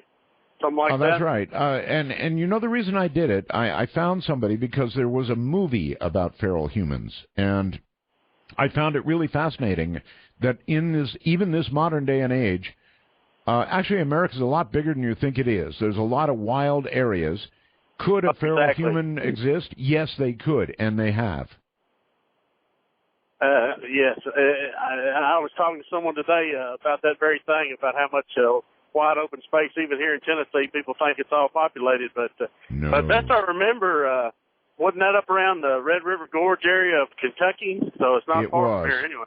It was, sir. Yes. Thank you very much. I've got to run. I've got to do a break now. If I don't do a break, we're going to be at the end of the show. So, yes, the answer to that is yes. If I find the opportunity to do a show on feral humans, you can bet I'll do it. Are so low on time. Listening to those stories, I just let it slip by. Dark Matter, you're on the air. Hello. Hey, Art. Many Roswells to you. Thank you. Just wanted to say welcome back and thank you for all the years you kept me going as a law enforcement officer at night. And I did pull over a car once and gave her a warning because she was listening to your show. Oh, really? Yes, I did. But the reason I called is there any more place where I could find information on one of my favorite guests, that Father Malachi Martin? Father Martin has passed away. Yes, I know, but didn't he write some books? Oh, yes. Yes, just Google him. Trust me, Google him on, where else? Google. And you'll find lots of information on Father Martin. You're on the air, Dark Matter. Hi. Hi, how are you, Art? Just fine. Good. I'm calling from Saskatoon, Saskatchewan, a tasty Canadian. All right. I've got a story for you. I don't know what it is. Time travel, space travel, I don't know. Try it on. Okay, my friend lives 400 miles away from me. She's a girl, but we're just friends, nothing romantic.